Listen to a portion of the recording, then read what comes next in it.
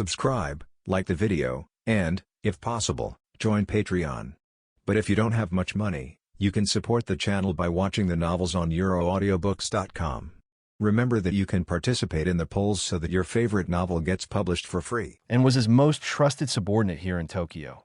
Besides that, and he helped where he could, as was shown today. After Lucien was finished, he counted all blood essences he had, those he extracted now, and those as a share from his family, from ghouls he killed today. Lucien managed to extract over 20 blood essences. This number could be seen as small, but each blood essence was refined from 3 corpses of an A-rated ghoul or so. Their potency was high. Lucien had a rather significant number of blood essences refined from greater demons. As greater demons started to appear more and more on Blood Island, Aeon House started to hunt them more and more. They obtained more blood essences and thus could cultivate to higher stages.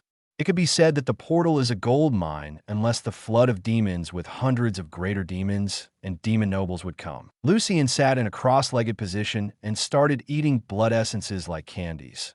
He always ate them in pairs. He stored the rest of his blood essences into his cross crest and used the game to look at his statistics. Lucien opened his record and was eager to see changes. He wasn't using it often, maybe once per month, to check on his progress. Name: Lucien Etras Die Aeon Race. Ghoul RC Type. Rinkaku RC Level. 41,564 Unique State. Kakuja V4, Kakuja V1. Left hand, Body Armor. Right hand, Kagun Katana, Kakuja V2. Entire Body Armor without a mask, Kagun Katana, Kakuja V3. Entire Body Armor with a mask. Another armor layer, extra thin, Kagun Katana, Kakuja V4. Entire body armor with a mask. Another armor layer, extra thin, Kagun Katana, Rinkaku Tail Star Rank. 4th abilities, Telekinesis, Beta. His telekinesis was ranked as Beta level, which wasn't exactly that bad, but the problem with that is it lacked the AoE effect.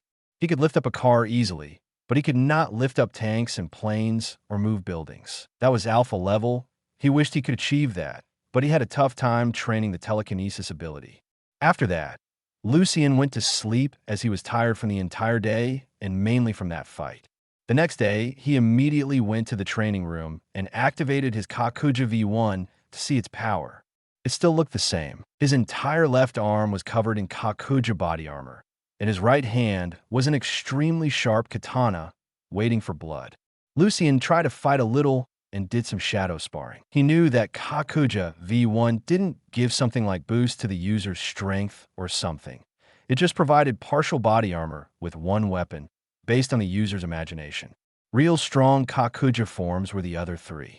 In contrast, the other 3 versions gave a considerable boost in physical abilities, healing factors, and even reflexes. And what was most important, the final version of Kakuja V4 had wings, which gave him the ability to fly. Sadly, Lucien never had a good opportunity to use those wings before. What was shocking was the fact that the final version of Kakuja V4, gave an extremely large physical boost. For example, if Lucien achieved Kakuja V4, he could fight with even strong SS-rated ghouls and win with ease. More importantly, he could even easily escape from the SSS-rated ones. After that, Lucien called Darkwalker and gave him blood essences, which he extracted from mercenaries. After finishing that, he returned to his training. He spent the rest of his time training, until the day somebody came to his estate to find him. Lucien knew that only a few people would come here. Thus, he wasn't very surprised to see Yuta here. "Game is starting?" asked Lucien with a vicious grin on his face. He knew that Red October was already here, and the game was starting as Suda would make his move today. "Steel Beam Incident, how long I have waited for you," thought Lucien in his mind. "Yes, Lucien-san, we should rather go," spoke Yuta. During this time, he also got more powerful thanks to blood essences Lucien provided to him, and especially that simplified version of Rinkaku martial arts he gave him. Yuta was a strong nihilist, and his entire life was a pursuit of the meaning of life. But when Lucien talked a bit about some things, he started to feel one desire: the desire to get stronger and kill. This came from his side, which he thought was long forgotten, but he still considered Lucien his friend. Lucien nodded his head and then went to change his clothes to suit. He knew that he won't fight today and would just observe. Now, it was the only morning or so. Lucien wanted to take a tour through the city, because Steel Beam incident would happen only in the evening. He already had his battle attire prepared, and nobody knew what that madman would do. Chapter 42 starts Lucien and Yuta exited the estate and went to their separate targets. Yuta would return to his Heisei Art Mask studio to wait for the evening, and Lucien went to the 20th Ward, Naruma Ward. He wanted to visit Antiku to observe everything. He knew that the entire story started there when Kaneki-kin saw Kamishiro rise in that place. When Lucien arrived at the street where Antiku was located, it was already noon. He leisurely walked through the autumn street, where the leaves of trees were already in nice yellow color, and the outside air was relatively cold. After some time of walking, he found a very ordinary-looking two-story building. Instead of ordinary-looking, it would be better to say it was a relatively plain building, and the only thing which was decorating the building was ivy that was scrambling through the entire second story of the facade. Even though it was looking like any other building, without any specialty or uniqueness, it was the heart of ghouls of the 20th Ward. Bearing the same name as the cafe, Antiku was one of the most powerful organizations in Tokyo, and because the 20th Ward was a so-called docile ward, ceasing neglecting the existence of this place and organization. Lucien entered the cafe and saw a cozy place. The cafe was one of the smaller ones, and thus it created a more friendly and warmer atmosphere than the rest of the bigger cafes. Lucien sat behind the empty table and looked through the window. Because this place was, we could say, somewhat hidden, not many people visited. As Lucien was spacing out as he admired the beauty of autumn nature, he registered that somebody was standing behind him. He turned around and noticed a familiar figure. Kirishima Tuka was a slender teenage girl with purple hair cut into a bob and long bangs that reached her chin, covering the right side of her face. He had to admit that she looked very attractive and cute in some way. Like other waiters of Antiku, she wore her waitress uniform consisting of a white shirt rolled up to her elbows, a black vest, a red tie, and a black skirt down to her lower thighs. On top of that skirt, she also wears a brown skirt that reaches her upper thighs. She also wears tight red leggings. When she noticed him as he was examining her, she had a slight blush on her face. Even though she often seemed rather cold, she seemed very cute this time. She was aware of that, and was also aware that Lucien was staring at her. It wasn't an everyday practice that such a handsome foreign young man was staring at her, but she quickly returned to her duties as the waitress. "Good afternoon, sir. Have you already chosen?" asked Tuka. Lucien didn't choose anything because he was only looking at the trees. However, he knew that coffee at Antiku was one of the best, so he wasn't particularly worried about what to drink. "One espresso, please. And if I could ask, what is your name, lady?" ordered Lucien his favorite coffee drink. And at the same time, he asked for her name because he officially didn't know her. Tuka wrote down the order before she heard that he was asking how she was called. Kirishima Tuka said after some short time of thinking about the smiling man before her. Lucien Etres d'Aon introduced Lucien himself, and he bowed and politely kissed her hand. Even though she was surprised by his actions, she quickly assumed this was a form of greeting. She was a very intelligent person, so she deduced from his name that he must be some kind of nobility. Every one of his actions seemed so elegant, noble, and simply perfect looking. An old man with white hair swept back, with his eyes closed. He was tall and clothed in a waiter uniform. Lucien noticed that when he introduced himself and said his name, this didn't go unnoticed by an old man behind the bar. Yoshimura, name of his was. Nicknamed Non-Killing Owl, is an SSS-rated ghoul and manager of Antiku. He was also a member of Vasuki under the alias of Kuzin as one of their cleaners. Lucien knew that he had probably heard his name before when he was still in Vasuki and knew of his family. After a brief introduction, Tuka quickly went to submit an order with a blush on her face. This was the first time in her life she was touched by a man in this kind of manner, as she could somewhat feel that he didn't harbor any ill intent. She wasn't angry about his action. As Lucien was waiting for his cappuccino, he scanned the entire Antiku. He noticed several other important people as Hoido Roma that was also present.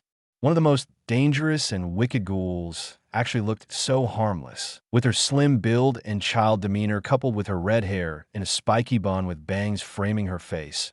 She looked innocent and pure, but she was more wicked and dark than most ghouls in Tokyo. After a few minutes, Tuka returned, bringing him a cappuccino with her. She put it in front of him, and Lucien quickly sniffed the beautiful and enticing aroma of the coffee before saying, "Its fragrance is very beautiful and enticing. As I've always said that coffee is one of few pleasures in our life." Tuka heard his statement, and one bizarre thought ran through her mind, but she quickly dispersed it to the void. As Lucien was drinking his coffee, he noticed two young men that entered the Antiku. Nagachika Hideyoshi is of average height with short, messy, dirty blonde hair with dark roots and brown eyes. He is wearing bright-colored clothes that consist of a yellow varsity jacket and green shorts and a pair of headphones around his neck. The second one was the victim of the steel beam incident, Kaneki Ken. He looked like a somewhat short and scrawny young man with little to no athletic physique. He looked weak and innocent.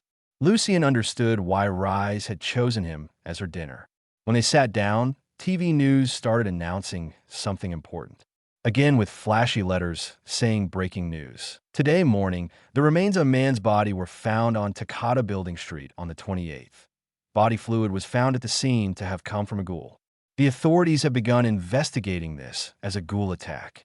Lucien knew that this was an incident between Kamishiro Rise, the binge eater, and Umari Yakumo, Jason. He was tasked to bring Rise to the Aojirai tree, but he ultimately failed. The horrific ghouls haunting the streets of Tokyo. What exactly are they? Our guest today is a ghoul researched by Dr. Ogura to answer that question. The reporter on the TV continued with the reportage. "Ooh, check out this sketchy dude. Damn, the Takata building isn't that far from here. I bet you'd be eaten up before you knew it, Kaneki. Since you're a nerdy weakling always reading those weird books," said the young blonde man to his weak-looking friend.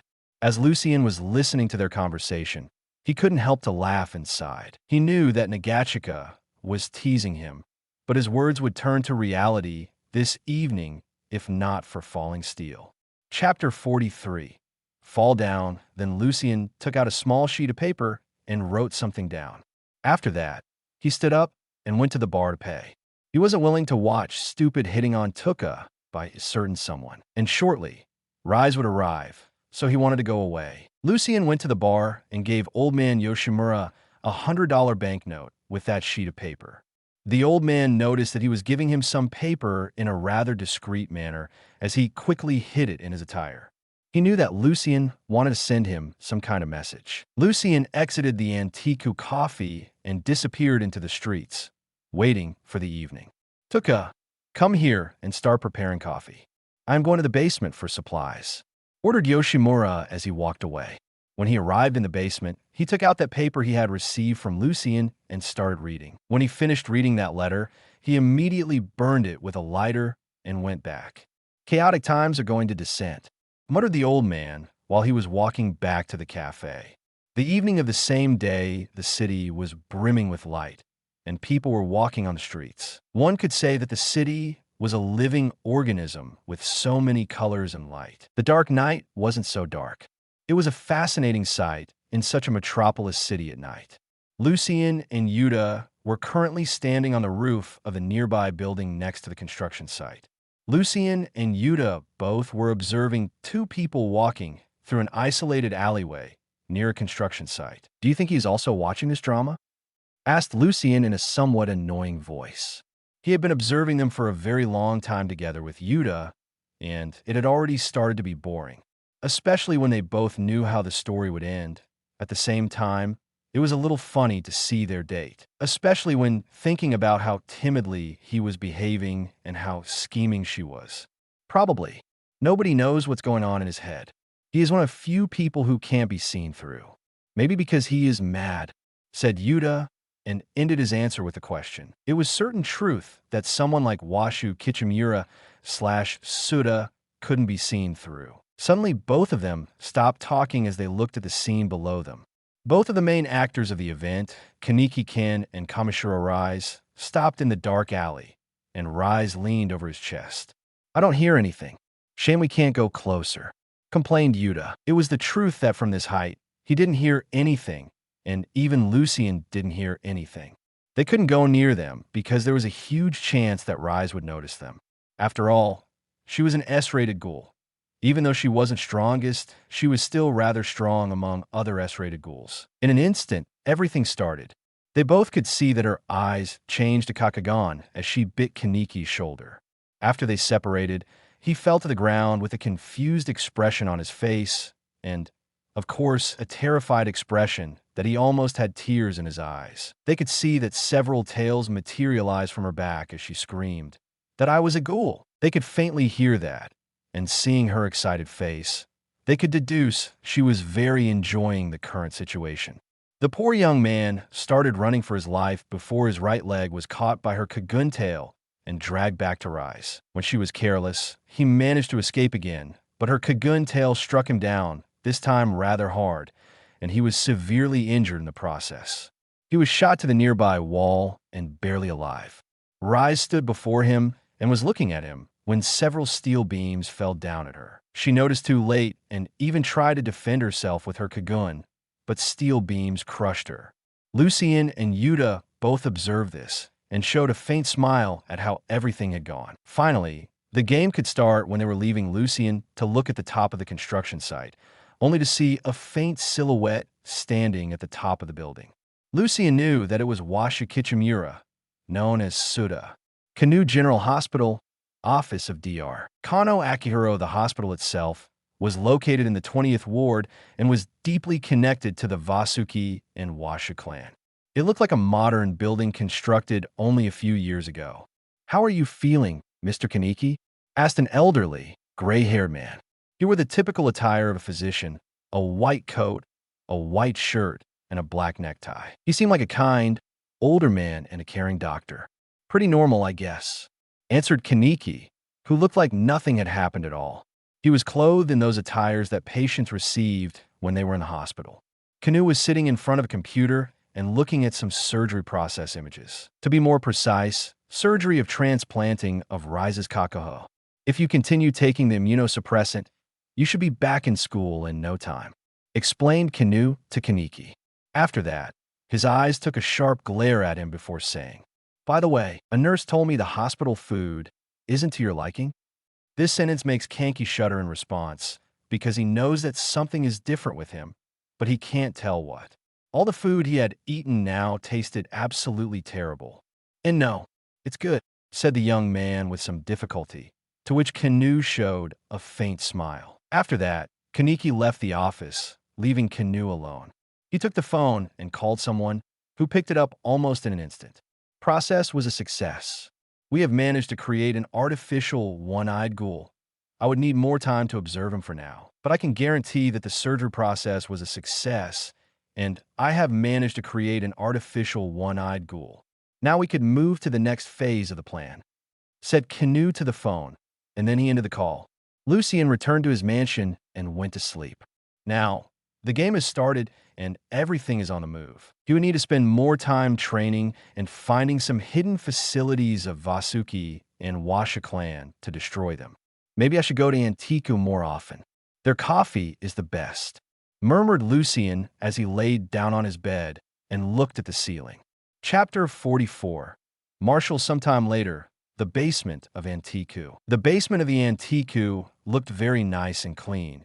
It was used mainly for storing supplies for a cafe and human meat for ghouls.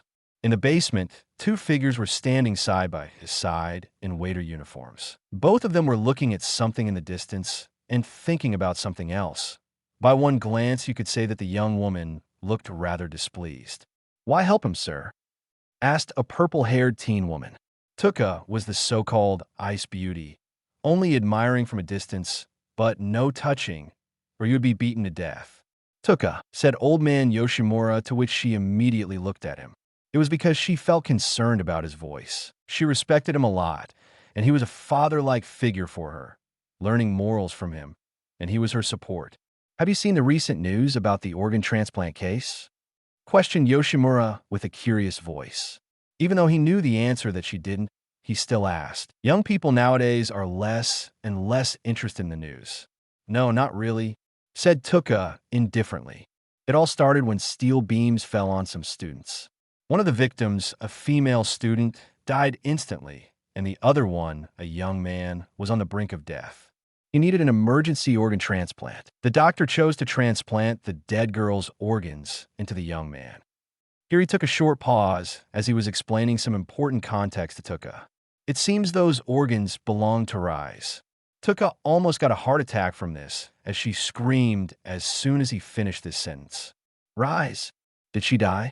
In an accident? Asked Tuka in disbelief. Something like hearing that an S-rated ghoul died in something stupid like an accident was very unusual and rare.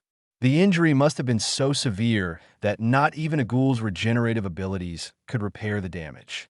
And so Rise's organs were used.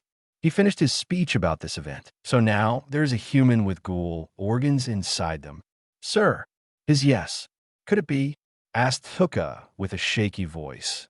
It was unbelievable that a normal human was turned into a ghoul.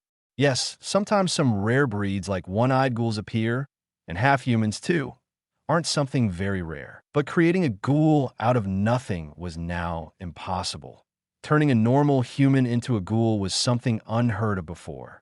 Yes, Yoshimura answered while nodding his head in agreement, because now, even the impossible is becoming possible. Tuka, do you remember that foreign young man that came to the Antiku on the day of the incident? Asked Yoshimura. Truth be told, it was almost impossible not to remember someone like that. With those silver hair and bright blue eyes, he looked like perfection himself. Tuka nodded her head in approval.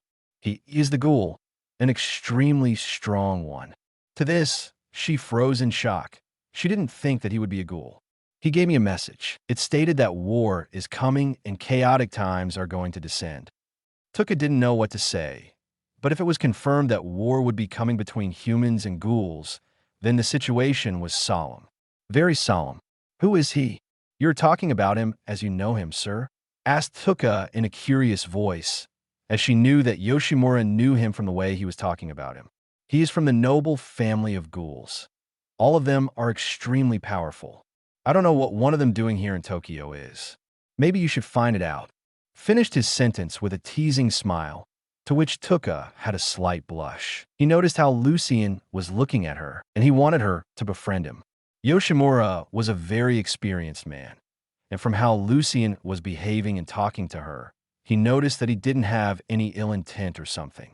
Having strong allies was always a good thing. Washu clan and Aeon House were always enemies to death. From information that was available in Vasuki, it is apparent that Aeon House is much more formidable than Washu clan, but they can't leave the place they are residing in. So now the question is, why did they decide to act? But now, with someone from Aeon House here, the Washu clan won't be so daring as they have a new formidable enemy to deal with. Thought Yoshimura in his head. He was thinking about how to get Lucien on their side. When Yoshimura and Tuka were taking care of newly found Ghoul Kaneki Ken, Lucien was training in his estate. He was constantly training in Rinkaku martial arts. What to do now? Maybe I should go visit Itori. I haven't seen her for a few days, said Lucien to himself. Lucien exited his estate and went on a walk through the city. As he was walking, he noticed some screams in some back alley. He went toward the source of the noise until he stopped and started listening. It was a familiar feminine voice that was speaking. Lucien knew that Tuka was screaming at somebody, probably Ghoul newbie Kaneki Ken. There's no place for someone who can't decide between being one or the other.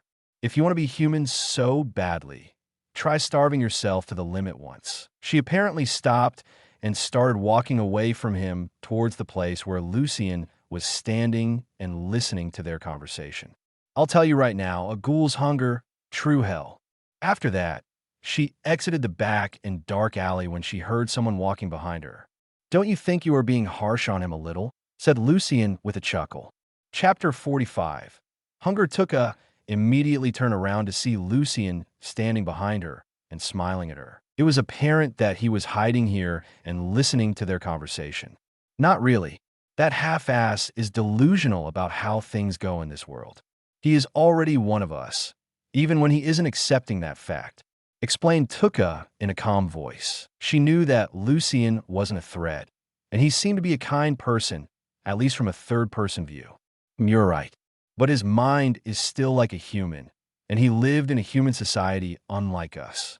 We are raised in a strength-based hierarchy, where strong rule and weak die. That is completely different from humans' idiotic ideas these days. One thing must be said, and it was that Lucien despised current society. Talks about everyone being equal and everyone having the same rights are pure nonsense. He could see that the young boy that had been turned into one-eyed ghouls was still leaning over his previous morals and ideals. Tuka, hearing this, smiled and nodded her head in approval. Ghoul society and human society were completely different. Current human society is based on the principles of democracy and tolerance. In contrast to that, Ghoul society was a strength-based hierarchy. Strong rule, the weak die. If you want peace, you must be strong enough to create and protect it. So what are you going to do now? Want to go on coffee? Hearing this, Tuka knew that she was tasked to watch over him a little, but she thought that he wouldn't need her some time, so she accepted Lucien's offer. After a while, they both went to some coffee that Lucien chose. As he always wanted the best, he chose the most expensive cafe in the surroundings. Tuka was speechless from this cause prices here were like from another world. She was still only a student, so paying several thousand yens for coffee was too much. Don't worry, I am paying as it was me who invited you, Lucien said with a charming smile to her. Lucien ordered the most expensive coffee here for both of them. It was coffee made from viverni, which those small animals that were eating coffee beans, and you know what? Tuka was surprised by his choice that he chose this type of coffee. After some time, they talked about various things. Lucien asked her about the school she was visiting because she was still a student, judging by her attire. In this life, he never attended school because Blood Island wasn't anything like that. Children on Blood Island were taught by their parents mostly, so there wasn't any need for something like schools. It looks like a bother, going every day to schools with countless humans, stated Lucien as he sipped his coffee. One must say that this coffee was a very good one. It sounds like you have never attended it, she answered Lucien, to which he only smiled. Nope, I was taught at home, but in my home, there is more combat teaching than a theory like in modern schools. I started my training at a very early age and was trained by experts in martial arts and in the usage of Kagun. Tuka was hearing this with rather enthusiasm. She always longed to be strong, strong enough to overcome all her enemies and get her vengeance. Listening to Lucien, she had a strong urge to ask him if he couldn't teach her something. She wasn't some strong ghoul, even though she had some foundation, as she knew how to kick and punch, but she never trained in some martial arts or something similar. She was just a kid in the eyes of really strong ghoul investigators and ghouls. Even her brother could beat her, and he also wasn't someone who could be considered some sort of powerhouse. Could you teach me when you are free? After some time of thinking, she decided to risk if he could teach her. Lucien was surprised at this, but he nodded his head in approval. Even though he wasn't interested in her as a woman, he admired her will and courage to ask him for teaching when they barely knew each other. We must go. I think something bad would happen to that half-ass, said Tuka to Lucien as he nodded his head. They had been here already for more than an hour before Lucien paid for the coffee, and they left. They were searching for Conq because Tuka had lost him when they were at the cafe.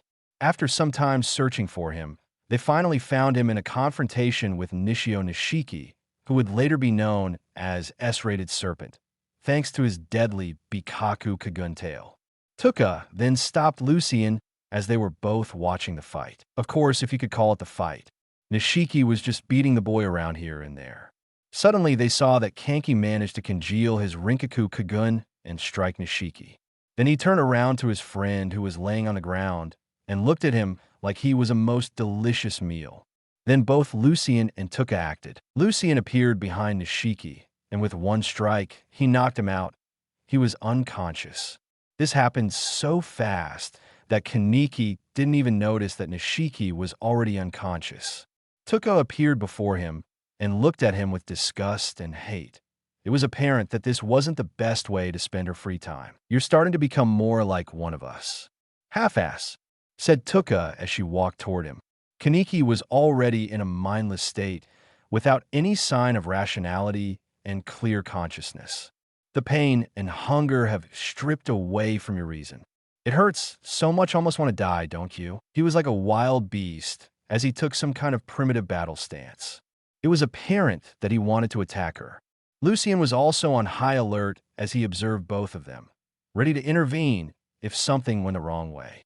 "If it means you could be free of that pain, you don't give a damn about your friend's life, do you?" It was like she was talking with herself. The only sound he was saying was something like gurgur. Like a wolf who went berserk, his tails were already swinging around, waiting for a moment to attack. He desperately wanted to eat something. This resulted from hunger. A ghoul's hunger is true hell in every meaning. Chapter 46. After you devour him, you will be alone, consumed with regret, in a sea of blood and guts. She stopped for a while to observe some kind of reaction. The only thing was, again, those mindless sounds of a wild beast. That's a ghoul's hunger. That's our fate. Now she, too, took some kind of battle stance, as she was also prepared for a fight. She knew that Lucien was watching, so it was impossible for something happening to her. "I'm fed up with it. So this one time, I'll save you from that." She rushed at him with fast speed, swiftly delivering a precise kick to his abdomen, which sent him flying to a nearby wall, where he crashed. Thanks to his Rinkaku Kagun, which provided stronger regenerative abilities, he still managed to get up and tried to attack Tuka again, this time with his Kagun. But all of his efforts were in vain, as Tuka appeared quickly behind him and knocked him out. He was still only a newbie ghoul who couldn't fight or control his power. Moreover, he is in berserk mode, so he can't even think clearly. Lucien looked at Tuka and this entire mess they had created here. "What to do now?" asked Lucien as he was scanning the entire area. Everything here was destroyed, and soon it would attract the attention of people living here. Maybe even some doves would fly here, so they need quickly go away. "We need to bring both of them away. The best would be Antiku, and leave that Four Eyes here," said Tuka in a somewhat bossy tone. But Lucien didn't mishear certain words, and that word was "we." Wasn't Kaneki her problem? Why has it become us? Thought Lucien in his mind. When it became us, wasn't that half-ass your responsibility? Asked Lucien in a curious voice when they actually started to share duties and responsibilities. "From the moment you appeared here and knocked out that Four Eyes," answered Tuka with a faint smile.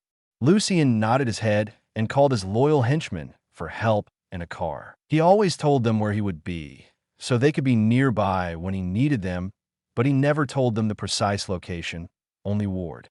Soon 2 Hummer H3s arrived, and several men exited the cars, which shocked Tuka to see so many people there. They all arrived before Lucien, giving him a salute, and then they began clearing the surroundings and loaded both Kaneki and Hyde into the car.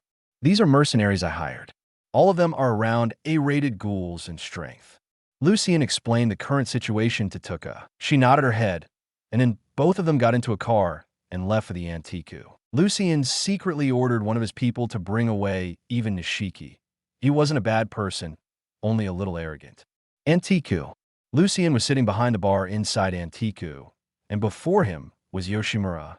Cause of his visit and the many people he brought with him cafe was closed for some time. As mercenaries were all ghouls, their consumption of coffee was huge, and it was showing even today. "I must say, Mr. Yoshimura, you have brought coffee making to an art," smiled Lucien as he complimented the coffee he was drinking. "Secret is in patience, love, and accuracy," explained Yoshimura as he was preparing other cups of coffee for mercenaries here. They actually drank coffee like water. "I must thank you for helping her deal with this issue. I let her observe that young man because I felt something bad would happen to him. He is unstable and can't decide to which world he belongs." Lucien nodded his head in approval. He admired the old man, Yoshimura. He was a somewhat kind and caring person toward other ghouls who needed help. Maybe it came from his personality or from his tragic past. Who knows? "Mr. Yoshimura, for my respect to your person, I must warn you that Washu clan is scheming something. Something big and extremely dangerous for us, said Lucien with a severe voice, to which even Yoshimura opened his eyes slightly, even though he always kept them closed. I wish I could help you, but I was only cleaner in Vasuki. We were tasked with eliminating and killing targets, and we didn't have access to confidential pieces of information of the organization itself, stated the old man. Cleaners were at the very bottom. They just killed targets that they were told, and that's all. They didn't have access to any secret information or something like that. Cleaners were just weapons that the Vasuki cultivated, their attack dogs. You should be careful these times. I am preparing to move against Washa clan soon. Yoshimura wasn't surprised by his claim because he was aware he had enough power to back up his word. Only those with supreme strength could say something like this. It was common knowledge that attacks against Washa clan were nothing more than some form of suicide. On the second floor of Antihero, this room looked very comfortable at first look. In the center of the room were two sofas facing each other and a television on the wall. At one of those sofas, young black-haired Conq was sleeping, or rather he was already waking up. When he woke up, he looked through the window, surprised by the change and waking up in an unfamiliar place. "You're awake," said the elderly voice behind him. An old man, Yoshimura, was standing behind him and observing him. When Conq turned around to him, he continued explaining the situation to him. "You're on the second floor of Antihero. Tuka and Lucien brought you here." To this, he was shocked. Firstly, because Tuka, that apparently hated him, actually helped him. Secondly, it was the name of the man whom he didn't recognize, but he could deduce he was probably a foreigner from his non-Japanese name. "What about my friend?" screamed when he finally remembered the situation. "Come with me." Then Conq stood up and followed Yoshimura to another room where his friend Hyde was sleeping currently. From their conversation with Yoshimura, Lucien could think that it wasn't good to hear for Conq. "Tuka-san, I think you would have a new colleague," said Lucien with a mischievous and teasing smile to Tuka. He was calling her by her name because she was doing the same. As he wasn't Japanese, he wasn't very comfortable with this style of addressing, so they both called each other by their names. She gave him a very, very unpleasant look before turning away. She swore to herself that she would try to hit Lucien as hard as she could when they would train together tomorrow. She knew that he was from some noble family, and he seemed to be a gentleman, so he won't be using his full power when they would train against her. Chapter 47. Potential Lucien was currently watching something hilarious and amusing. It was Conq who was trying to learn how to make coffee from Yoshimura properly. He was dressed in Antiku attire for waiters and wore a white eye patch on his left eye. "Slowly take your time, like you're writing the hiragana character for no," instructed Yoshimura as he was standing behind Conq and watching the entire process. After some time of watching this drama and then listening to Yoshimura's lecture, Lucien decided to go away. It was already tiresome to listen to all this, and he was already tired. But before he went away, he came to the Yoshimura, and they sat away from others to have a private conversation. Yoshimura was somewhat interested in some things. He wanted to ask Lucien some things about Washa clan and Vasuki. On the other side, Lucien wanted to warn Yoshimura to be cautious. "Lucien-kun, even though this mine sounds daring, I have to ask, why is someone from your house in Tokyo?" Lucien wasn't surprised by this question because Arima had asked him something similar. Almost everybody who was aware of Aeon House would be surprised if even one of them left that island. Answer is straightforward, sir. Washa clan needs to be eliminated. Thoroughly. Lucien actually respected Yoshimura a lot, and because of that, he called him sir. This old man has done too much for others and sacrificed a lot in his life, and lost, even more, his daughter included. He helped other ghouls in need, such as Tuka, in her time, or now Conq. Once, he helped even Renji not lose himself in the endless cycle of hatred. Washa clan has stood firmly for hundreds of years, but I hope you can succeed. Smiled Yoshimura at Lucien. He was aware of the fact that Washa clan was powerful, but they needed to be eliminated. They were the reason for hatred and all those strifes here. Several weeks had gone by the time of the steel beam incident. Lucien spent most of his time training and would often visit Antihero. He wasn't visiting Helter Skelter Bar too much because Ittori was now visiting him in his estate. Now, they were an official couple. She was acting more daring and more demanding to him. Ittori wanted to be spoiled by him and held. Sometimes she would be scared from that. He would leave her behind. Lucien realized that he really loved her dearly and was even thinking he should send a letter home telling them that he had found himself a girlfriend. But that would probably create a mess because his mother would insist on coming here to interrogate both of them. So he deleted this particular idea from his head. He was still waiting for time to strike against his enemies. And he knew that the time was coming soon, during the 11th Ward Battle and 2nd Choclia Raid at the end of December. Lucien even received an invitation to the Ghoul restaurant. However, he wasn't too interested in the event, even though Kaneki was the dish. Now Lucien wanted to meet Ito, not because of some matters to discuss, but he just wanted to see her. He can't deny the fact that she is gorgeous to him, and even though she has a rather weird personality, even more wicked than Ittori, she is still very appealing. As now is already November, and the weather was colder. Lucien went to the 24th Ward by foot, so it would take him some time to get there. He liked going on foot because he could observe everything around him. Observing people was always one of his hobbies. When he gets there, as always, 24th Ward is ugly and destroyed as it used to be. Nothing more than ruins, but now something changed. There were more ghouls here, and many of them even fought amongst each other. Lucien only looked at this before going to the place where Ito was living. When he was on his way there, he noticed familiar figure training and some martial arts. It was Tatara, clothed in his traditional white clothes from times when Qixi Lian was still active. He always wore the same clothes and the same mask as the Qixi Lian for his entire life. Memento. Hello, Tatara-san. Lucien greeted the fellow martial artist. It was an unusual view to see one of these ghouls train so much. What's more, Tatara trained even simplified versions of martial arts that Lucien gave him. Greetings, Lucien-san. How about we have a spar? As soon as he had the opportunity, Tatara asked Lucien for a spar. He actually didn't have many people with whom he could train, and Lucien could be counted as one of very few. Lucien smiled at this and nodded his head. Why not? I did not train yet. Chapter 48. Weird situation. It took more than an hour for the spar to end. Lucien even used his Kakuja V3 to fight against Tatara to gain some kind of advantage. However, then Tatara used his own Kakuja, and they were again in a stalemate. Lucien wasn't using his full power to fight, cause this was only a spar, and they mainly used various fighting techniques. After the fight finished, both of them parted away, and Lucien went to fight Ito, who was currently watching the match from a hidden spot. When she saw that, her lips curled into a smile as she thought about something. Then she went to her place, because Lucien would be soon there. When Lucien entered her room, he saw Ito laying on the couch, almost half naked, because she was just putting down the bandages around her body. Lucien couldn't help himself, and looked at her attractive body as he gulped. Ito saw that he was staring at her. She even had a slight blush on her face, but she quickly returned to her main nature, smiling at him before starting to tease him. Do you like the view?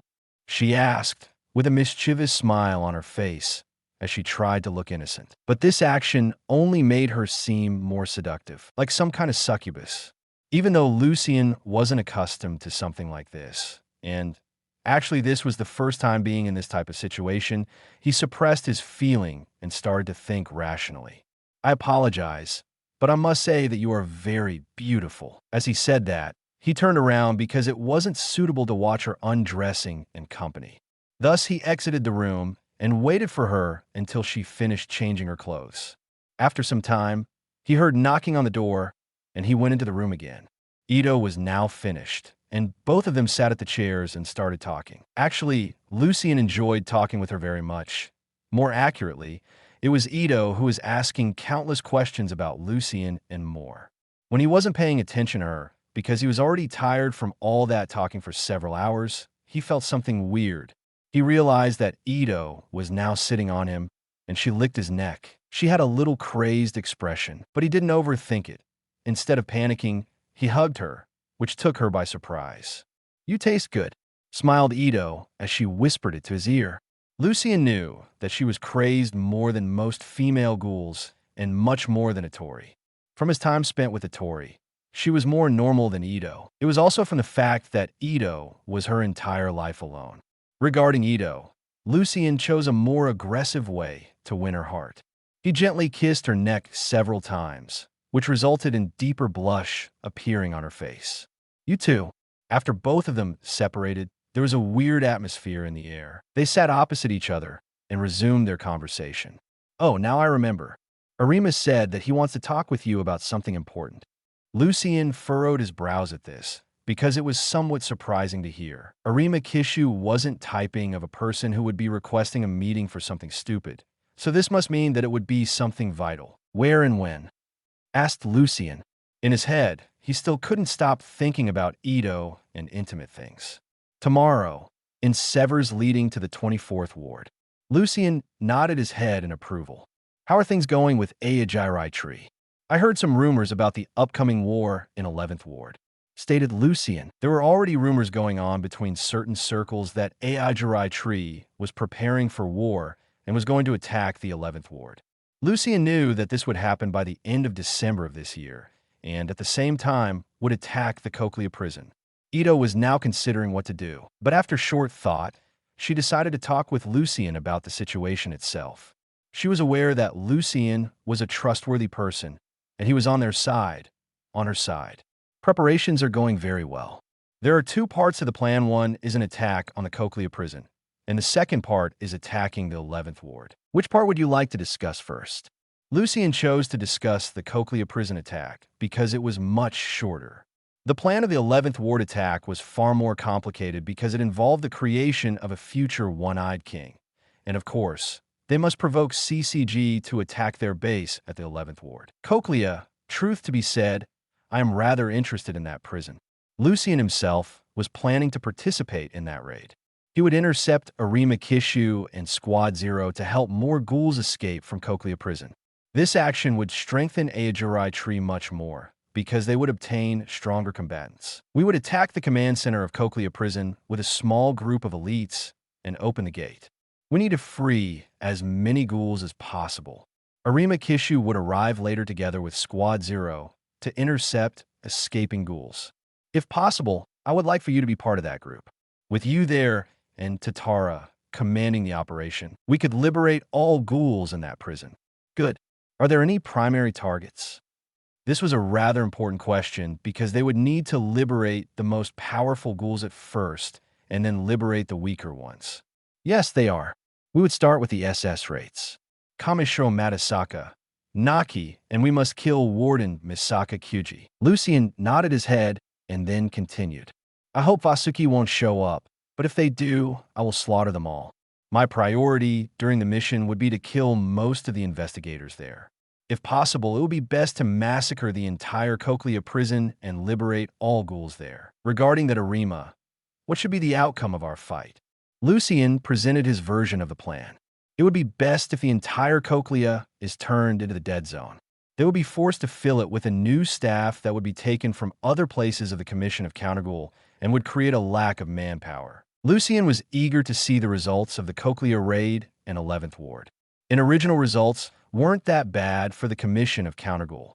It could be said that the results were a pure catastrophe for Ayajirai Tree because Ben Brothers and Yamori were killed and Kirishima Ayato was heavily injured. Lucien wanted to change this result. So the first measure was that he gave Ito some weaker blood essences for Ben Brothers to increase their strength to SS rate. Then Kotaru Amon won't be able to kill them, and maybe he would be captured and delivered right to the Canoe's hands. In regards to Yamori, there wasn't much he could do because Kaneki-ken would kill him in all endings. However, he could order Yamori not to return there and send there some A-rated disposable ghouls that could be killed in his place. Chapter 49. Return soon. What about the 11th Ward battle? Asked Lucien with curiosity.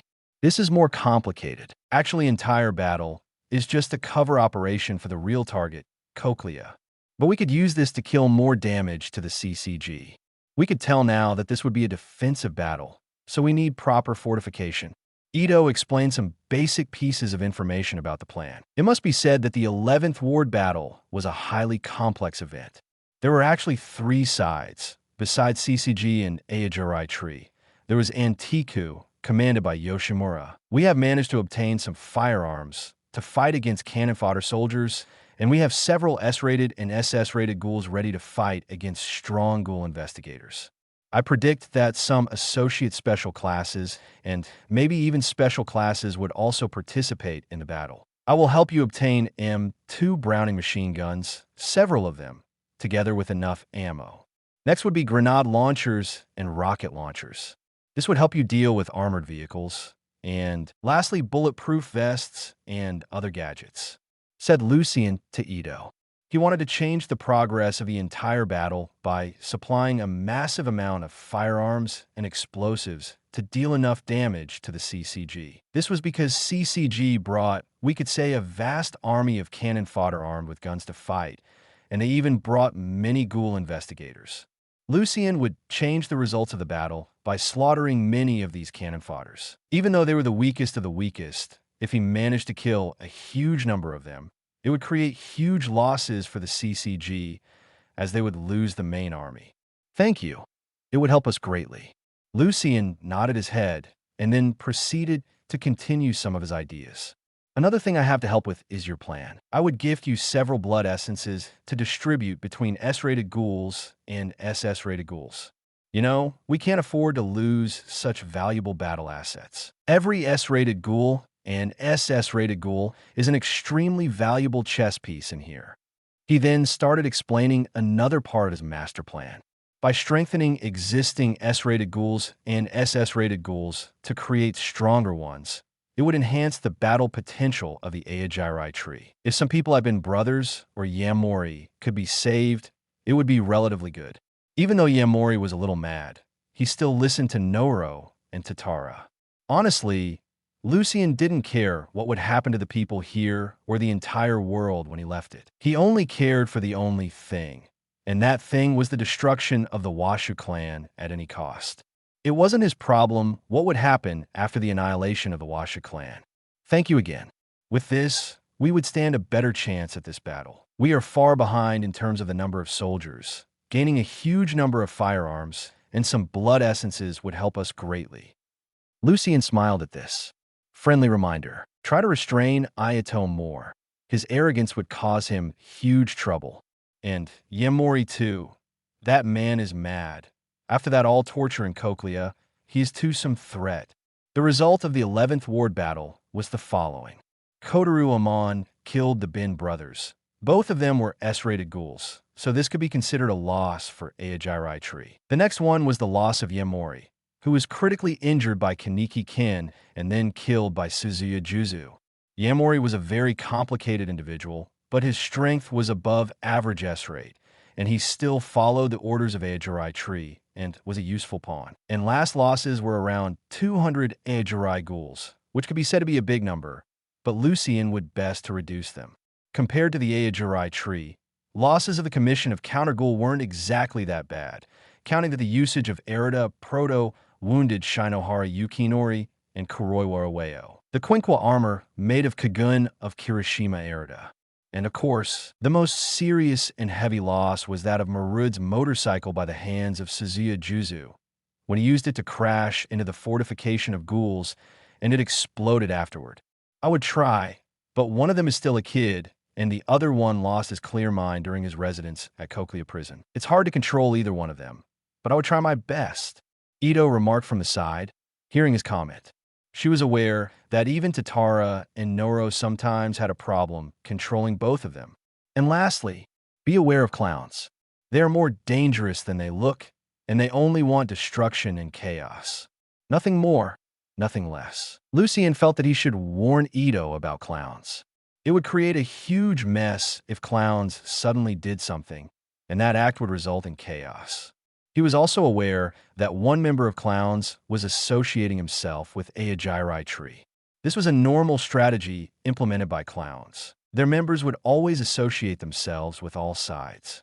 Yuta, Itori, and Roma were associated with Antiku, Nico was together with Aojirai tree, and finally, there was Suda, or by his true name Washu Kichimura. He was affiliated with Washu clan, Vasuki, the Commission of Counter-Ghoul, Sunlit Garden, and Ghoul Restaurant.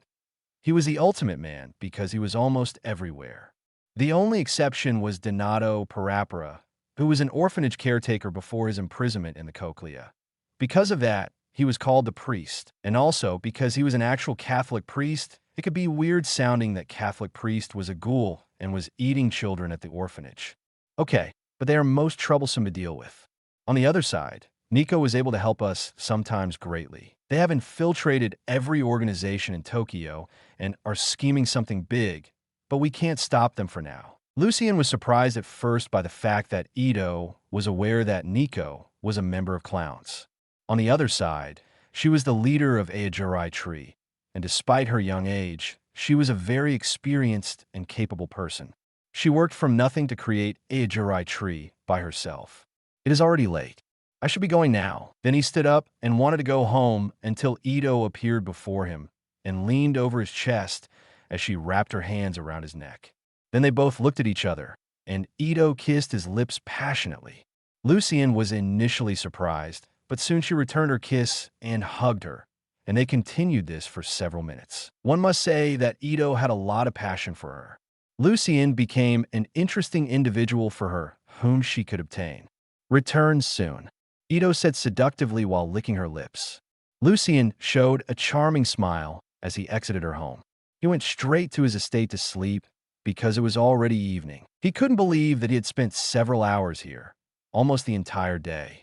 Chapter 50. Spar with the White Reaper the next day. When Lucien got up after good sleep, he went to train a little before meeting with Arima Kishu. Lucien wanted to ask him for a spar. He wanted to test his power by fighting the undefeated Ghoul investigator and the most notable combatant of this world. But before training, Lucien started refining some blood essences that he promised to give to Ito. This process took him almost 2 hours as he was refining a rather bigger number of them, but they weren't of high quality, medium at best. Then he contacted Darkwalker to prepare bulletproof vests for cannon fodder members of Aojurai Tree. These bulletproof vests were specially made to resist Q bullets.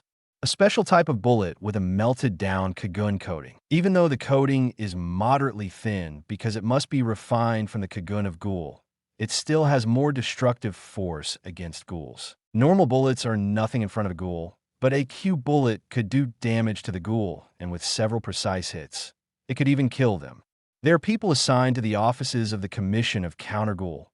They do not carry quinquas and are weak as an ant. The only force that uses them is Bureau investigators, or what Lucien calls cannon fodder CCG. Their main work consists of paperwork in offices. They do the majority of the paperwork. We could say that Bureau investigators are backup for the real Ghoul investigators, and quantity is more important than quality in their case. Lucien knew that they were trained in Ghoul Countermeasures Training Center, and they created the majority of the CCG employees. In his head, he even had the plan to attack that facility and destroy it, but he could instigate clowns to do that work. Darkwalker was able to obtain several hundred units of Q bulletproof vests for Lucien. They were extremely expensive, so Lucien was forced to pay a huge amount of money for them. But if they would serve the purpose, so be it.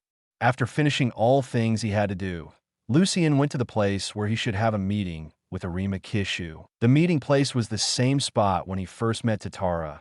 It was a wide and empty space under Tokyo inside the complicated system of tunnels. Lucien quickly arrived at the place and noticed that Arima still wasn't there, so he decided to wait for him. Fortunately, he waited only around 20 minutes or so until he arrived. Arima Kishu was clothed as usual in one of those typical long white coats of investigators and was holding the case with his left hand. He brought even quinquas here. Probably he said he was going to investigate some suspicious places here. It could be said that he had effective cover. He had 2 cases, one of which was pitch black with various golden ornaments. Greetings, Arima Kishu. Greetings, Lucien Etres de Aeon. Both of them exchanged pleasantries at first. Arima-san, you are the strongest Ghoul investigator in the world. I would like to request a spar with you if I could. At this, Arima didn't say anything and just silently nodded his head. He, too, was curious about the power of the heir of the Aeon House. He knew something about them from Washa clan, but it wasn't much, only that all of them were extremely strong. That's all. Lucien, seeing this, became very happy. His eyes sparkled, and he quickly took the battle stance, and his eyes turned black with a red iris. Kakagon was on. He congealed one Kagun katana, which he firmly held in his right hand. Arima also took out his weapon. Conq were rated at S+ IXA. It was a Kukaku-type Conq that took the form of a lance attached to a gunsword handle with a spiked pommel.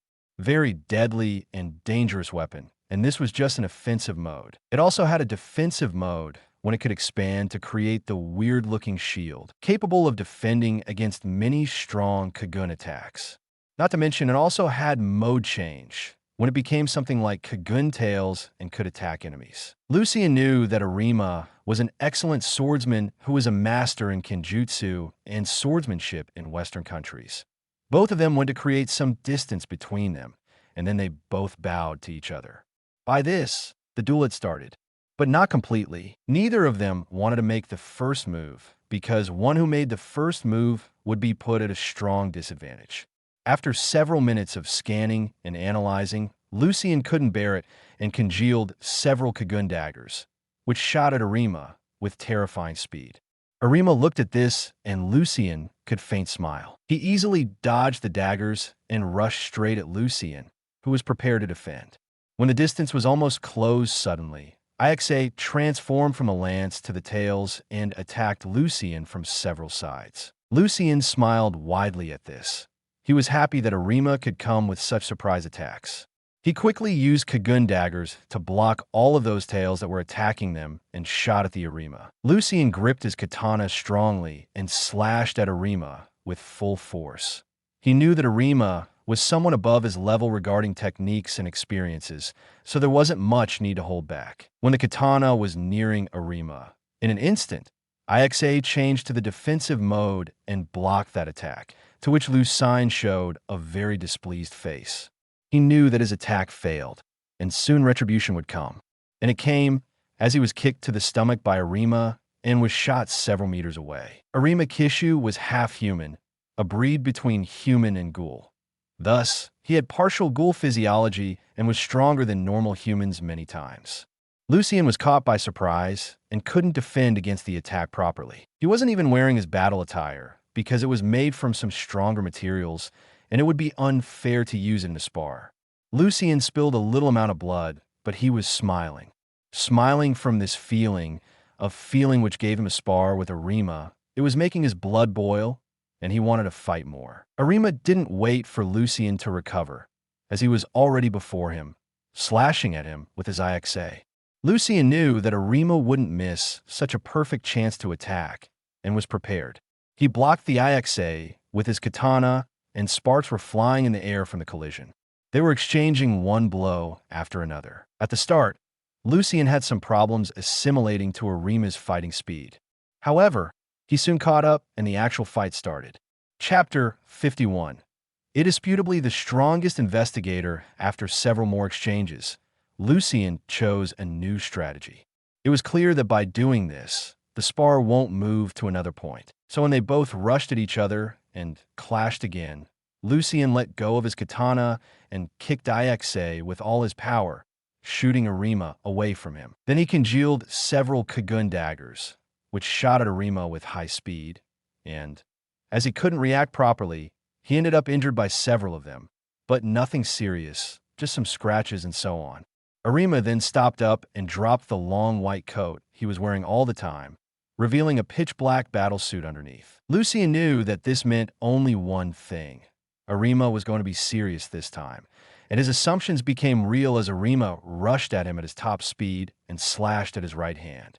Lucian tried to block the IXA, but as he dropped his katana, he didn't have enough time to create a new one because Arima was already before him. Leaving no other option, he tried to dodge the attack, barely dodging, but a few strands of silver hair were flying in the air. I must compliment you that your reflexes are rather good, but that's not enough. Arima stated indifferently as he opened another case. This time, it was that pitch-black case with golden ornaments, which was waiting for Arima after he put down. Lucian knew that this was his second Conq, Narukami rated as S+ rate, but the real strength was around SS rate, same as the IXA. Narukami is an Akaka-type Conq. It discharges condensed RC cells just like lightning bolts that could do massive damage to the targets. One shot could kill B-rated ghouls like ants and severely injure A-rated ones, maybe even killing them in the process. Possessing a tracking function, evasion of the bolts is next to impossible. But what was more alarming was that even this Conq had mode change.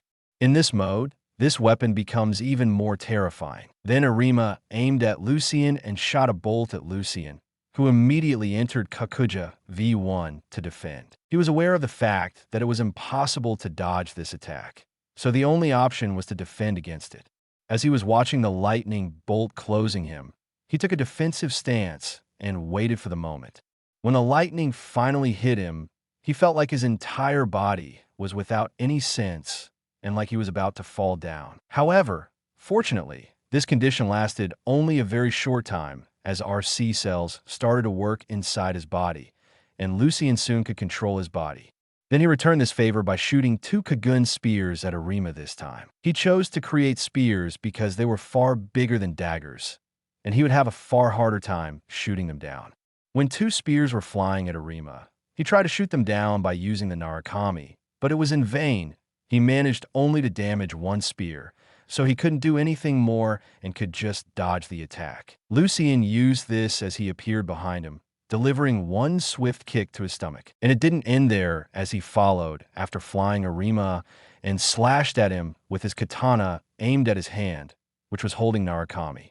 As Arima was rather immobile, he couldn't block the slash, and Lucien managed to break off Arima's grip on the Narukami, and now he remained with only 1 weapon IXA. Arima coughed blood and looked at Lucien with a somewhat respectful gaze. Then he nodded his head at him, and Lucien did the same. It was already time to decide the winner. They had been sparring already almost for an hour. Both of them stood opposite each other and prepared for the final clash. Lucien was prepared to perform Iaido, and Arima just stood there gripping his IXA. Lucien made the first move as he jumped at Arima.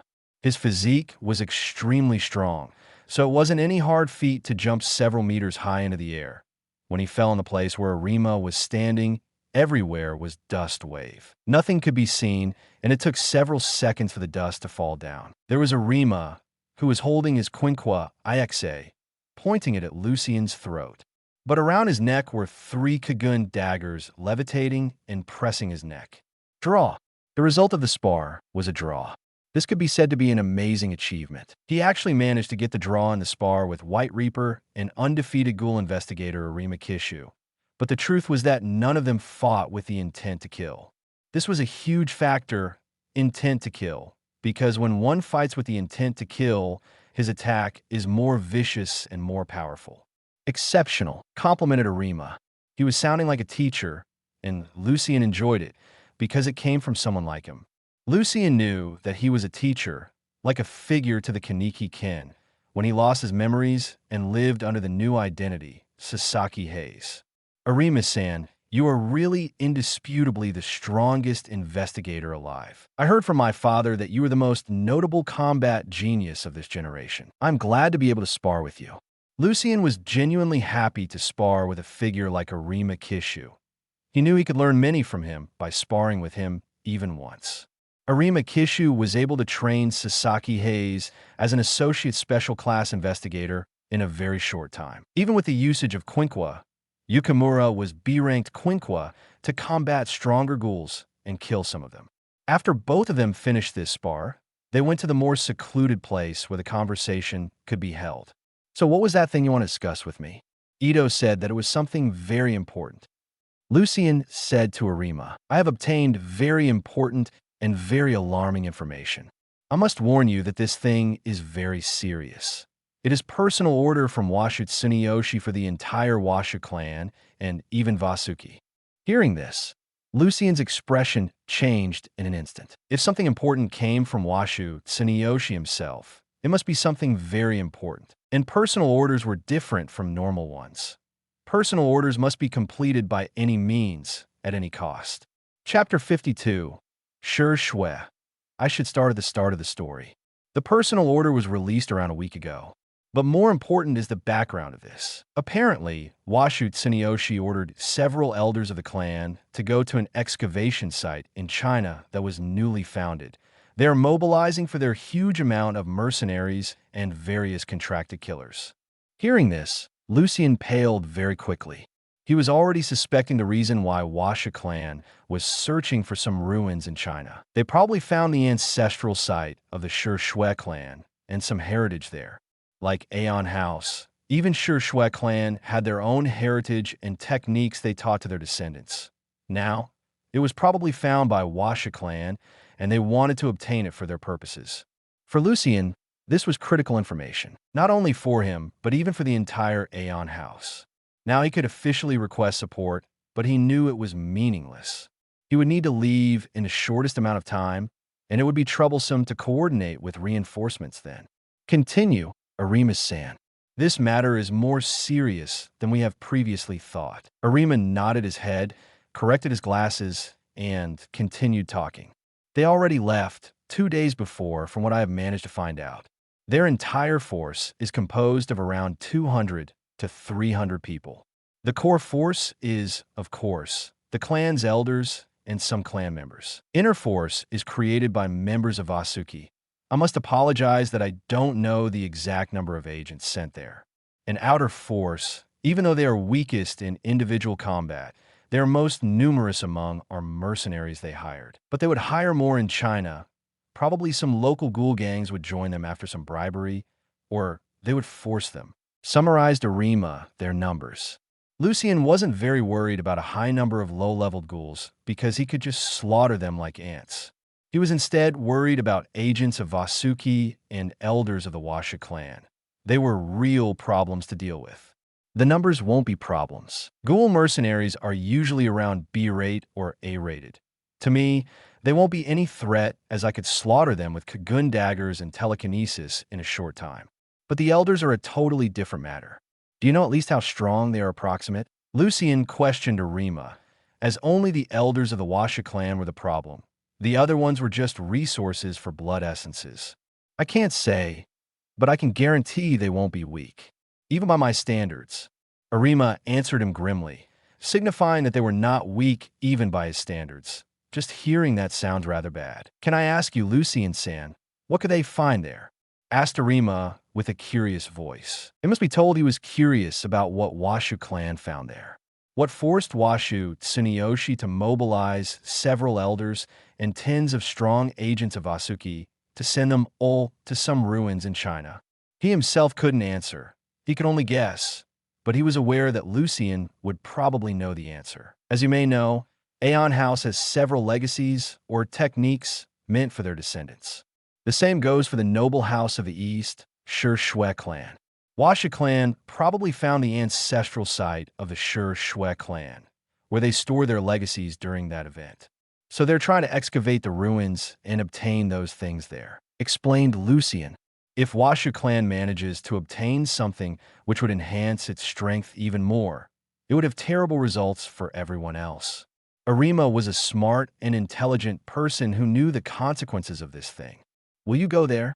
Lucian, hearing this question, faintly smiled. He knew that he didn't have a choice. He must go there and stop Washu clan from obtaining the legacy. He only hoped he could return before the start of the 11th Ward battle, as he wanted to participate in the Cochlea raid. I don't have a choice, you know. My family sent me here to destroy the Washu clan. So this is the perfect opportunity. The only problem is that everything is just too rushed, and I won't have enough time to prepare properly for this so-called expedition. Laughed Lucian as he finished this sentence. Yes, even if he didn't want to go there, he must. It was his duty. But he was eager to see China and more eager to spill some blood. The killing was an extremely addictive activity. For ghouls even more, as it was a sport in some way. Good. I hope you can succeed. Lucian nodded his head and took out a small vial, which was filled with red liquid. He gave it to Arima, who took it from his hands, not understanding what to do with the vial. Drink it. It would give you more time and heal your eye, said Lucian. That liquid was in reality his blood. For ordinary ghouls, the blood of noble ghoul had a miraculous effect, and for half-humans, even more. Arima was already losing sight, so it would help him heal it and stop the aging process for some time. Even though Arima didn't want, he nodded his head and agreed to drink the liquid. He drank it, and nothing happened. It would take effect after some time, piece by piece. Don't wait for miraculous healing, chuckled Lucian as he said that even though his blood could help, it doesn't have instant regenerative properties. When will you be leaving? Day after tomorrow. I need to leave as soon as possible to finish my mission fastest. But I need to finish some things before I can go to China. I need to prepare some things, and so. Arima nodded, and then both of them shook hands and went to their own business to do. He ventured into the tunnels a little and killed a few ghouls just for fun because he was bored and he needed to release some steam. Lucian watched his disappearing figure a little before walking away. Unfortunately, there weren't any strong ghouls, only B-rated weaklings, so the harvest wasn't much. After 1 hour of hunting for ghouls, he decided it was time for him to return to his estate to prepare for the expedition. Chapter 53. Preparations. The first thing he did after returning to his estate, wrote a message home describing the situation here. He mentioned the personal order of Washu, Tsuneyoshi, mobilizing many forces of clan and Vasuki, and of course, the essential part of the message, the legacy of the Shui clan. He immediately sent the message home.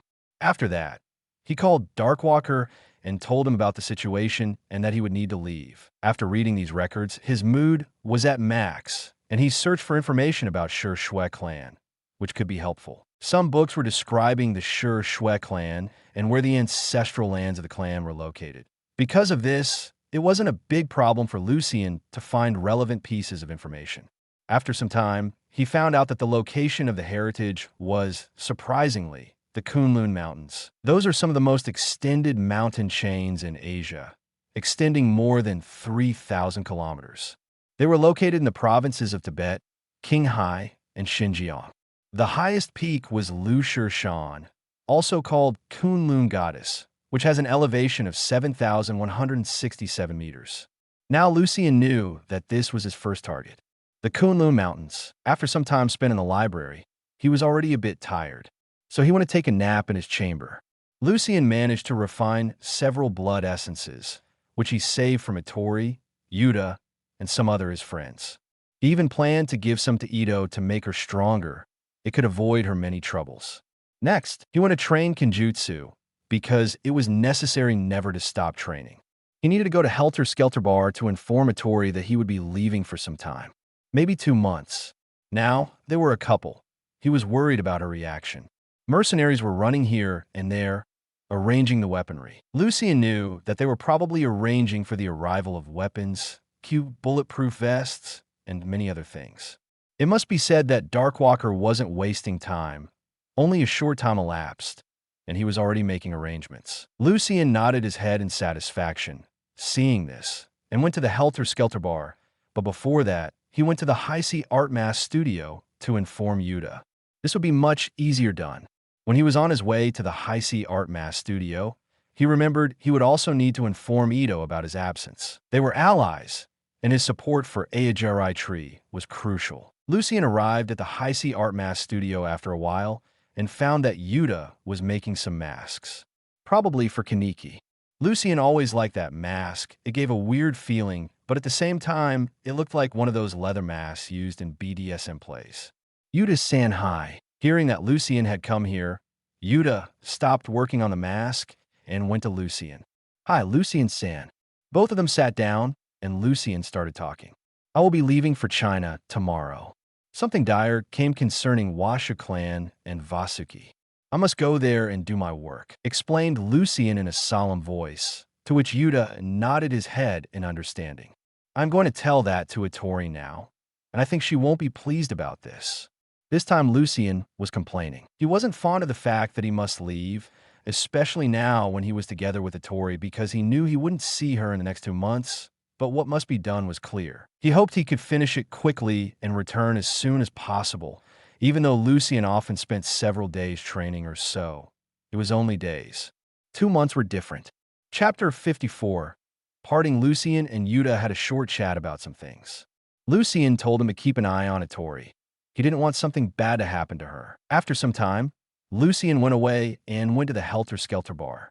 Lucien told Ittori that he would arrive today and that he wanted to discuss something important, so the business was closed for today. When Lucien arrived at the Helter Skelter bar, Ittori was already waiting for him with a bottle of the blood wine prepared. Lucien smiled at her and gently hugged Ittori, after which they both sat down and started drinking blood wine. Today, I wanted to discuss something very important with you. I will be leaving for China tomorrow because of Washa clan. I received a message from Arima that they are excavating some ruins and searching for the inheritance of the Shui clan. They have apparently mobilized a huge force of the clan, and this may be a good opportunity to strike and weaken their forces greatly. Lucien explained his plans. He was waiting for some kind of retaliation and for the moment when Ittori would be mad at them. But contrary to his expectations, she was calm and quiet, not saying anything at all and just looking at him. "How long would you be away?" asked Ittori the most important question for her. How long would Lucien be away? She wanted to know it, even though it may be painful to be separated for such a long time when they became a couple just recently. "I don't know. Around 2 months at longest," answered Lucien honestly. He must return at least before the end of December because of the 11th ward battle and raid at the Conq prison, where he would be playing the major role. He couldn't miss that event, but he knew that this trip wouldn't take long. He only needed to find forces of the Washa clan, slaughter them all, and if he had some time, he would search for the inheritance of the Shui clan. "Then I wish you luck, and I hope you will succeed and return quickly. Even though it makes me sad that you must leave now and for such a long period of time, it must be done. I am sure you would kill all those dogs of Washa clan and return safely." Ittori smiled at him before she leaned over and gave him a passionate kiss. Lucien returned her kiss and started to hug her closely. After some time, they separated and looked at each other. Ittori had a blush on her face, and Lucien was doing his best not to lose himself in his lust. He wanted to have their first time in a more proper situation at some special opportunity. Then he took out some blood essences, which he prepared to give Ittori. "Here are some blood essences I have extracted for you. Then use RC Star Evolution Method. Use them to increase your RC level and evolve." "Oh, here's some for Yuta. When I visited him today, I forgot to give them to him." Ittori took all blood essences from Lucien and nodded her head at this. "Thank you, DR." He was caught by surprise by this act. It must be admitted that she was very good at teasing others, including him. Ittori liked very much to tease Lucien, and when he was in the mood, he did the same to her. "You are welcome, DR," said Lucien the same thing to her.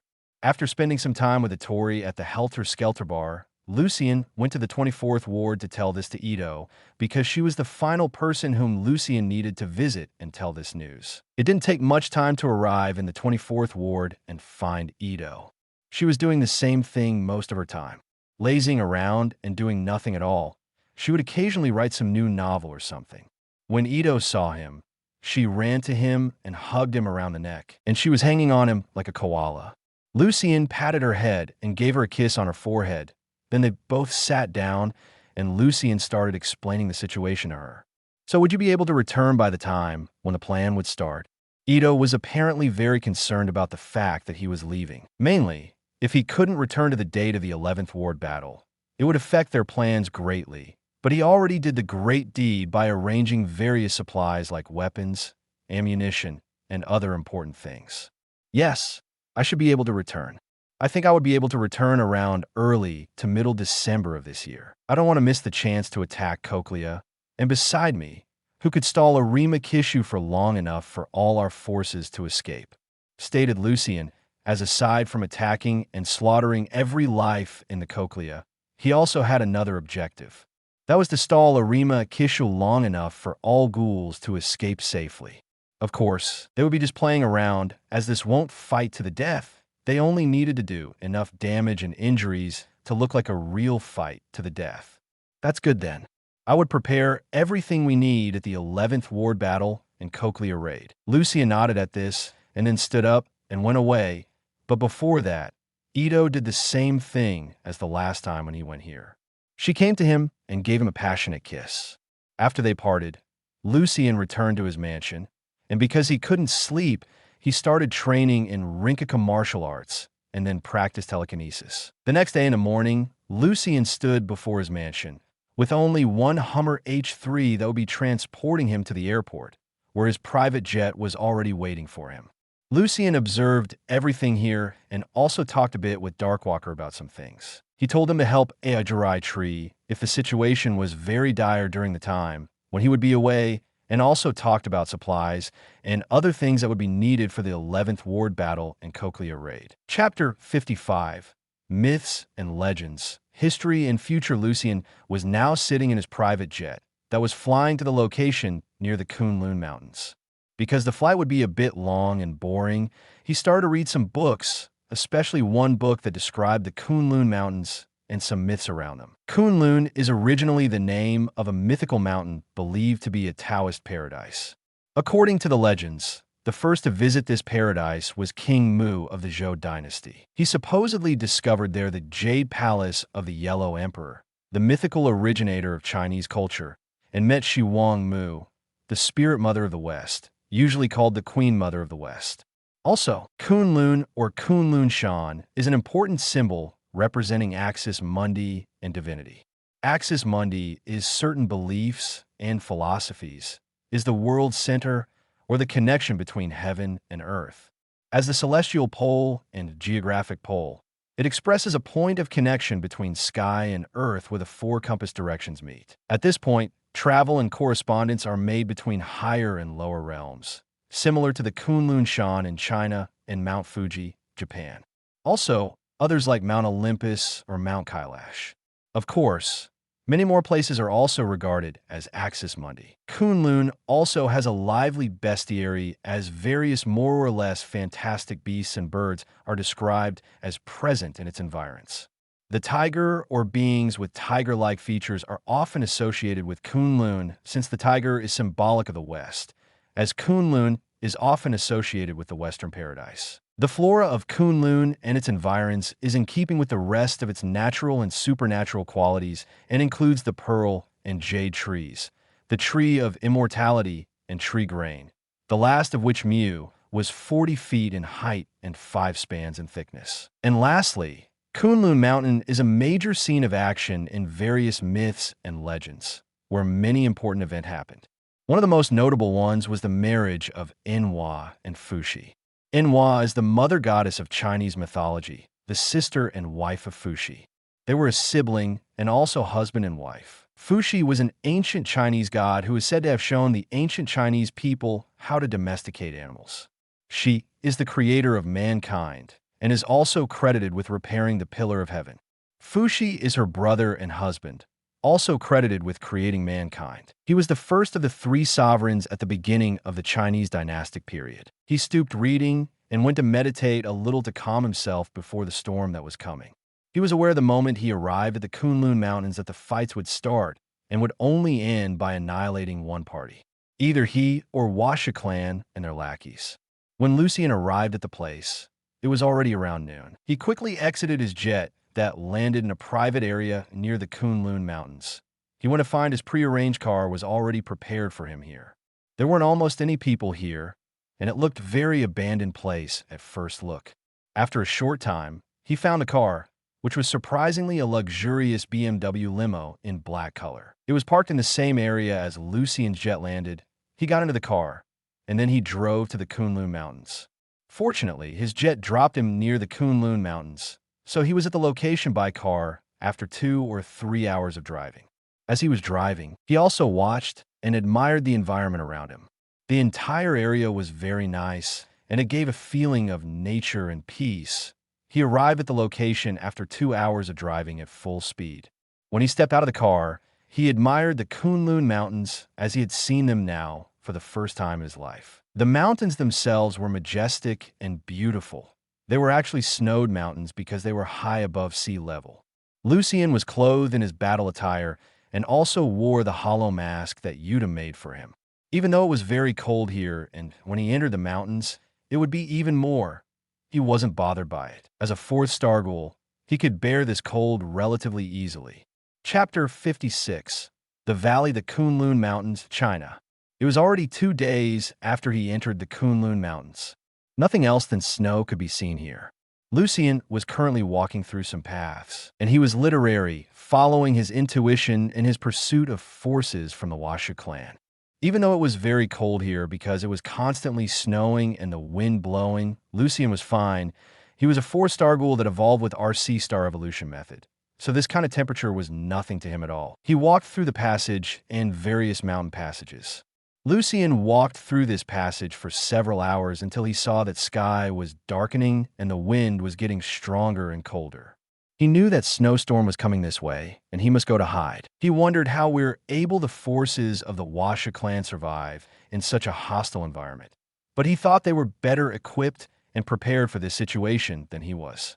They planned it longer, and he knew that this must be planned for a long time, and the personal order of Washu, Tsuneyoshi, only started the operation. On the other side, Lucien only knew about it for 1 or 2 days, and it looked like that too.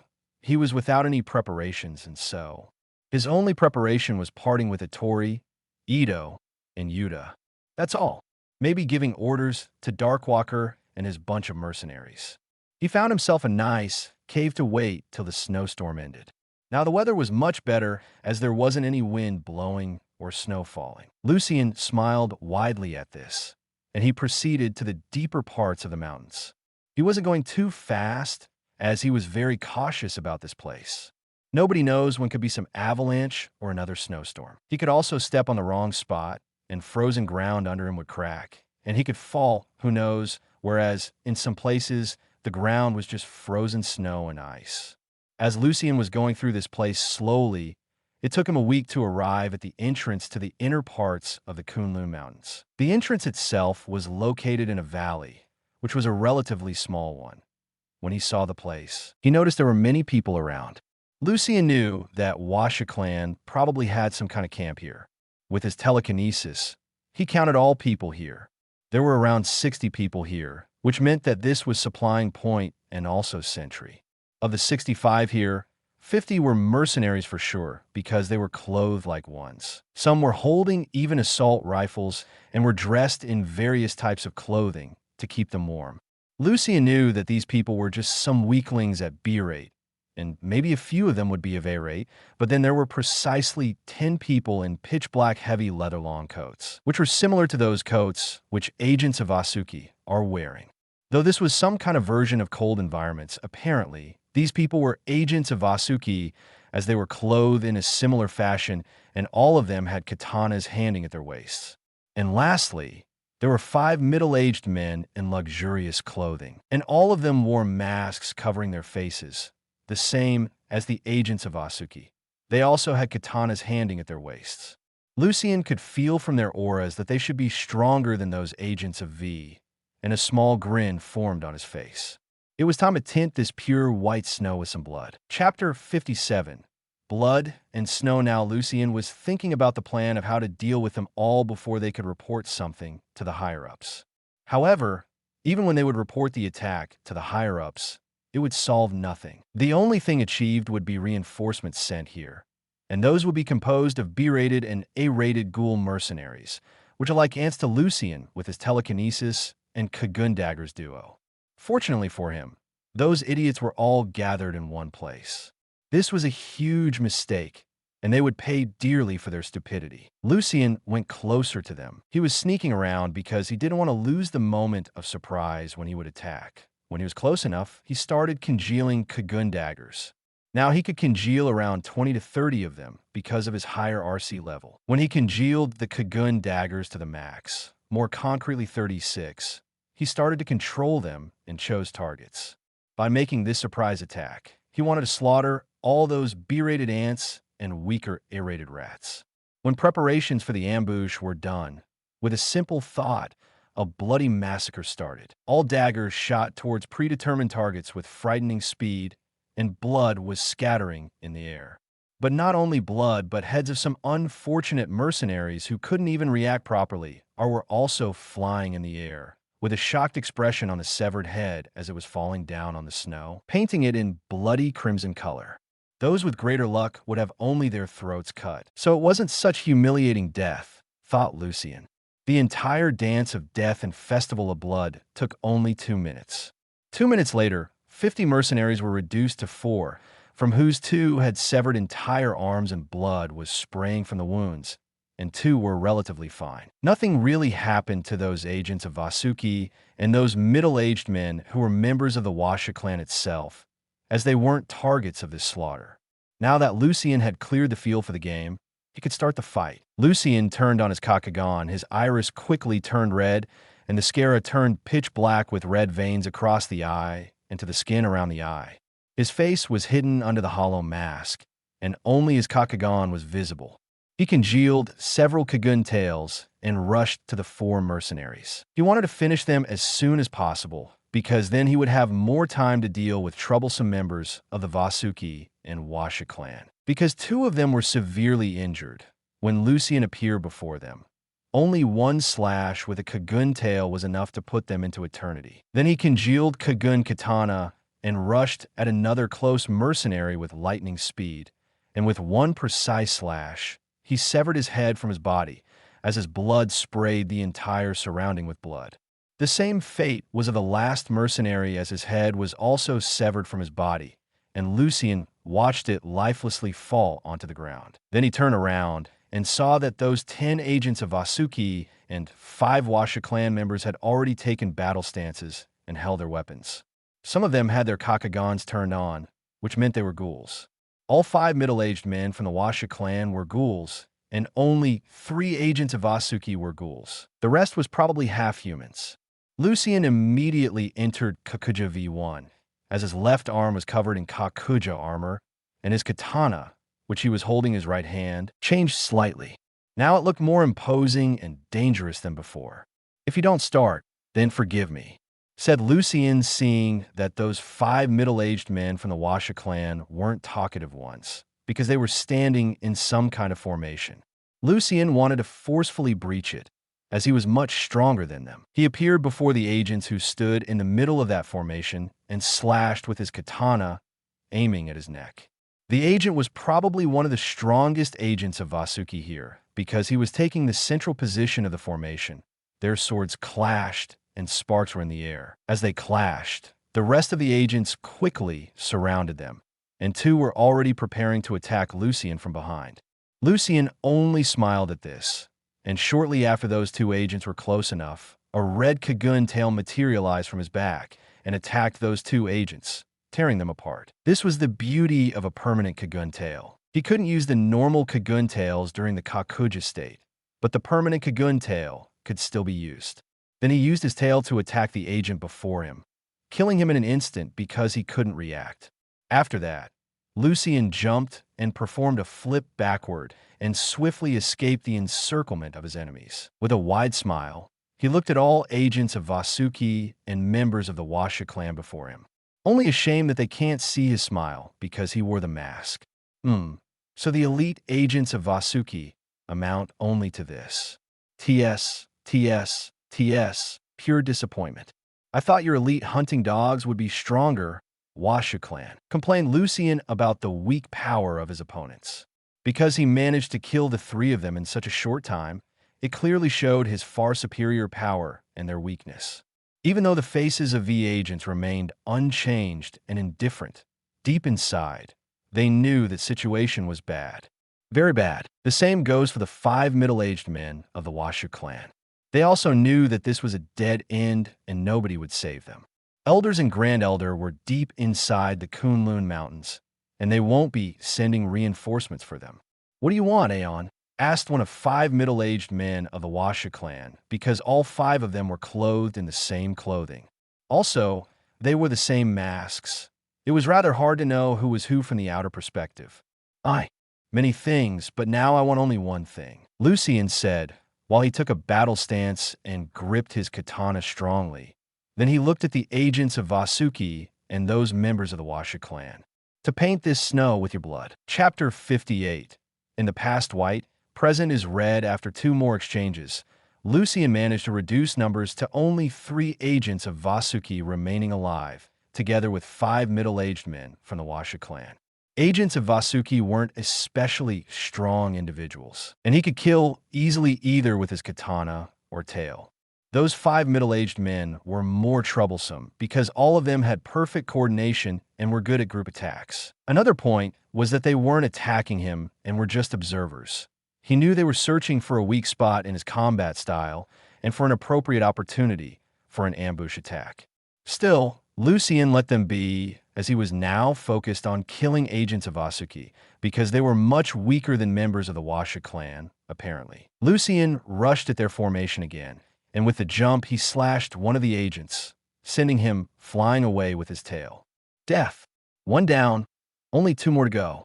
As soon as he landed, he slashed with his katana, severing the hand of the agent to his right, turning to the agent to his left, who was slashing at him with his katana. Lucien swiftly dodged the attack, and he pierced the agent's through his heart, instantly killing him on the spot. Then he slashed at the agent whose arm was severed, separating his body into 2 parts. Now only he and those 5 middle-aged men from the Washa clan remain alive. They both looked and observed each other for several seconds until Lucien exited his Kakuja state and congealed 5 Kagun katanas and controlled each with telekinesis. At the same time, all those 5 katanas each shot with lightning speed at their targets. Lucien didn't want to fight them all at once because their coordination was looking too troublesome to deal with. So he just used his telekinesis. In just a second, all 5 katanas clashed with the swords of their targets. Sparks were flying in the air, and the sound of clashing weapons was heard through the entire valley. Compared to the past, controlling larger numbers of weapons through telekinesis was much more manageable because he was more proficient in it. But there wasn't control as a control. One type was a direct one, where he would personally control weapons through telekinesis. Another type was when he would leave a small imprint of his psionic energy on the target, and weapons would automatically attack the target. With direct control, he could control up to 15 weapons with his current psionic powers. After several minutes of the intense fight, Lucien was gaining an advantage over those 5 middle-aged men from the Washa clan. As he was making the attacks stronger and faster, they were having problems keeping on with them. When the fight was in full flow, he congealed 1 Kagun dagger, which was hidden close to the place where they were fighting. Suddenly, when one of those 5 men showed a weak spot as he just barely defended against an attack from Lucien's katana, from nowhere Kagun dagger shot with terrifying speed and slashed his neck, instantly killing the man. Lucien was smiling widely under the mask, and the remaining 4 men were rather indifferent to the death of their comrade. Truly professionals. Even the death of their comrade can't distract them. Even I must admire their rationality over the situation and keeping a calm mind. Some other idiot would start raging around and losing even that bit of rationality that they kept till now. Thought Lucien in his mind as he was controlling the entire battle to his satisfaction. And soon another man was killed in a flash. The reason was the same as the first one. After the second one was killed, the men were still able to keep their composure. Seeing this, Lucien chuckled and intensified the fight by more levels. Katanas were attacking more fiercely and faster. Each of them was aiming at a vital spot of the enemy. Soon enough, one of the 3 remaining men couldn't defend himself, and he was pierced through. When only 2 of them remained, their calmness was finally broken, and they panicked. They both looked at each other before nodding their heads, and one of them rushed at Lucien while the last one chose to escape. Probably he wanted to deliver the message about this attack, and another one was just stalling for time. All in vain. 1 katana killed the escaping man as soon as he turned his back to Lucien and focused on escaping. Apparently, he forgot that he could still be attacked. One idiot and that unlucky one that was rushing at Lucien were pierced with several katanas at once, but none of his vital points were struck. Thus he died slowly. Lucien was thinking about keeping one of them alive, but it was rather useless, as he already knew there was an ancestral site of the Shui clan located from books in his library. Then he watched an entire valley as it was slowly being colored with the color of crimson red. Before the start of this battle, the entire valley was pure white in color, just like the snow which was everywhere, but now, after the massacre happening here, it was turned to blood red color. It looked ominous and radiated an aura of blood and death. What a mess. I should look for something useful at least, Lucien stated as he stored all bodies in his cross crest. After looking for some useful things that may be here, left by the Washa clan, Lucien found only some useless things like tents or some things here. Even some firearms and ammunition were there. But he didn't take them at first, as it was useless to him because he was a greedy bastard. He inherited them after his grandpa. He took them and stored them in Cross Crest. He knew that he was on the right path, and it didn't matter even if the Washa clan obtained that inheritance, as this was the only path leading in and out. He could intercept them anywhere he wanted, but still, he wanted to look at the ruins and search the ruins themselves for some hidden resources. Chapter 59. Good loot after he finished the fight. The first thing done, again, was to sleep for 5 hours. Truth be told, Lucien loved sleeping most. It was one of his favorite activities and even hobbies. After a good sleep, he inspected those bodies to see if they were carrying something valuable. He started with those mercenaries, but they didn't have anything useful at all. Compared to them, agents of Vasuki at least had their katanas which could be used to combat ghouls. Lucien kept those katanas, as those swords seemed made from some special metal or maybe some unique technique. They looked like any other katanas, but they could injure and kill ghouls. It was common knowledge said that normal weapons couldn't even injure ghouls. To Lucien, the swords of the Washa clan were always a bit mysterious, but originally they didn't originate from Washa clan. They were products of a noble house of the East, Shue clan. Lastly, Lucien searched those 5 middle-aged men. However, besides some jewelry like signet rings or some necklaces, they also didn't carry anything. Seeing this, Lucien almost went mad because he didn't obtain some loot. Why the hell can't I have some loot from them? Besides swords, they weren't carrying anything useful. Screamed Lucien to the air as he kicked one of the corpses. After several minutes, he calmed down and started some tasks. Then Lucien started extracting the blood essence from the bodies of 65 ghouls with the blood essence extractor. He was eager to raise his RC level by a great amount again. He knew that he was probably behind when compared with ghouls on the Blood Island, as they were a probably endless supply of blood essences extracted from demons. When he was finished with the entire process of extracting, he started to eat them like candies. Of course, he again did the verified method, eating 1 blood essences extracted from ghouls together with 1 blood essences extracted from demons. He felt and even saw his red children cells eager to reproduce and how they were multiplying at a terrifying speed. Soon he was reaching the end of the journey as he was out of blood essences, and the process of multiplying red children cells was already slowing down until it stopped completely. Lucien now felt that he could contest with Ito in her owl form when it came to pure physical strength. This was a rather scary thought, as Ito in her owl form had extremely terrifying physical strength.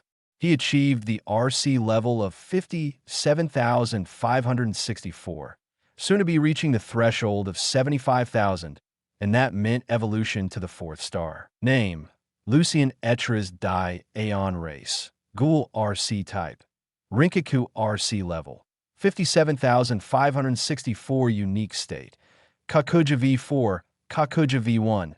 Left hand body armor, right hand, Kagun Katana. Kakuja V2. Entire body armor without a mask, Kagun Katana. Kakuja V3. Entire body armor with a mask, another armor layer, extra thin, Kagun Katana. Kakuja V4. Entire body armor with a mask, another armor layer, extra thin, Kagun Katana. Rinkaku Tails, star rank. 4th abilities. Telekinesis. Beta. Lucien inspected changes on his record, and the only notable things were 2. The increase of his RC level to 57,564. He opened a bottle of good blood wine to celebrate his today's loot and advancement in the RC level. After drinking the whole bottle, he wore his battle attire and returned to the Kunlun Mountains to continue the journey to the ancestral site of the Shue clan. The weather was good out there, and he could proceed some distance these days. He knew that his target location was still far away, but he wasn't in much hurry, letting the Washa clan do the dirty work of excavation, and he would just reap the rewards. Chapter 60. Another down after nearly 2 weeks of traveling through the Kunlun Mountains and fighting unfriendly weather such as snowstorms, coldness, and avalanches, Lucien managed to reach the place where his ancestral site of the Shue clan is located. He walked for another hour until he finally arrived at the place. When he saw that mountain and noticed that forces of the Washa clan created fortification, he was surprised, but he smiled faintly at the coming bloodshed. The ancestral site of the Shui clan was located in the mountain before him. Leading there was a small entrance, which looked like the entrance to some cave, but it was apparent that this was a complete building complex a long time ago, as parts of stones and pillars were everywhere around, and even snow couldn't hide them. Lucien counted more than 100 people, but what surprised him was the fact that the majority, if not of them, were mercenaries. Probably all agents of Vasuki and members of the Washa clan were already in ruins searching for the inheritance of the Shui clan. Now, getting into the ruins would be much easier. Lucien thought in his mind because the majority of people guarding the entrance were only B-rated or A-rated mercenaries, which he could slaughter in seconds and get into ruins in no time. He started congealing one Kagun weapon after another. Soon all of them were shot, and again blood seen from several days ago was repeated. Same as the first time, mercenaries who were weak as an ant and could serve as cannon fodder only fell one after another. Soon the white snow turned bloody red, as their blood was created into rivers. Lucien walked to the entrance, but when he was in the middle of the camp, which fortified the entrance, a surprise waited there for him. Lucien received the same one some time ago. The old man, wearing the kimono with the symbol of the Washa clan, walked out of the tent. Katana was handing at his waist, and he was already gripping it with his hand. "Did you like the show, Elder? Forgive my rudeness.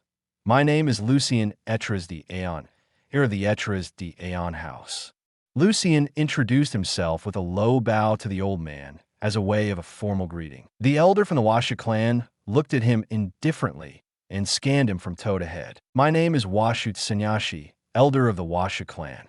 He returned the bow in the same manner as Lucien, greeting him in return, as this was a common courtesy between the nobility and a form of mutual respect, despite the fact that both of them were enemies. "It seems that you still haven't succeeded in acquiring the inheritance of the Shui clan. How fortunate for me. Don't worry, another of your clansmen would follow shortly after your death, Elder." When he finished the sentence, his Kakagan turned on, and he immediately congealed on his Kagun katana, which he gripped in his right hand. Elder Washut Sanyashi nodded his head and gripped his katana, ready to attack at any time. "Yes, we didn't succeed yet, but soon we will. Then in the future, even your clan won't be a match for the Washa clan, and your house would disappear from the world's light, just like the Shui clan." Hearing this, Lucien started to grow mad, but he was doing his best to keep calm. He knew that as he was trying to provoke Elder Washut Sanyashi, the elder was doing the same thing, to provoke the opponent. Suddenly, both of them disappeared from the places where they stood, and their swords clashed, creating sparks in the air. When they were still locked in the clash, two Kagun daggers shot at Elder Washut Sanyashi out of nowhere. This time Lucien wasn't planning to contest with pure Kenjutsu, and he was using his telekinesis too. The last time when he was fighting against the elder of the Washa clan, Elder Washut Tsunemuro, he was using just his Kenjutsu to fight because he wanted to. Now the situation was different and more dangerous, as Elder Washut Sanyashi was more dangerous and stronger for sure. Elder Washut Sanyashi managed to dodge both Kagun daggers, but he was still injured slightly by them. Nothing serious, just 2 cuts, but it was still something. Lucien used the opportunity created by this and attacked Elder Washut Sanyashi, who just barely managed to regain his composure. Precise slash was already aimed at his head.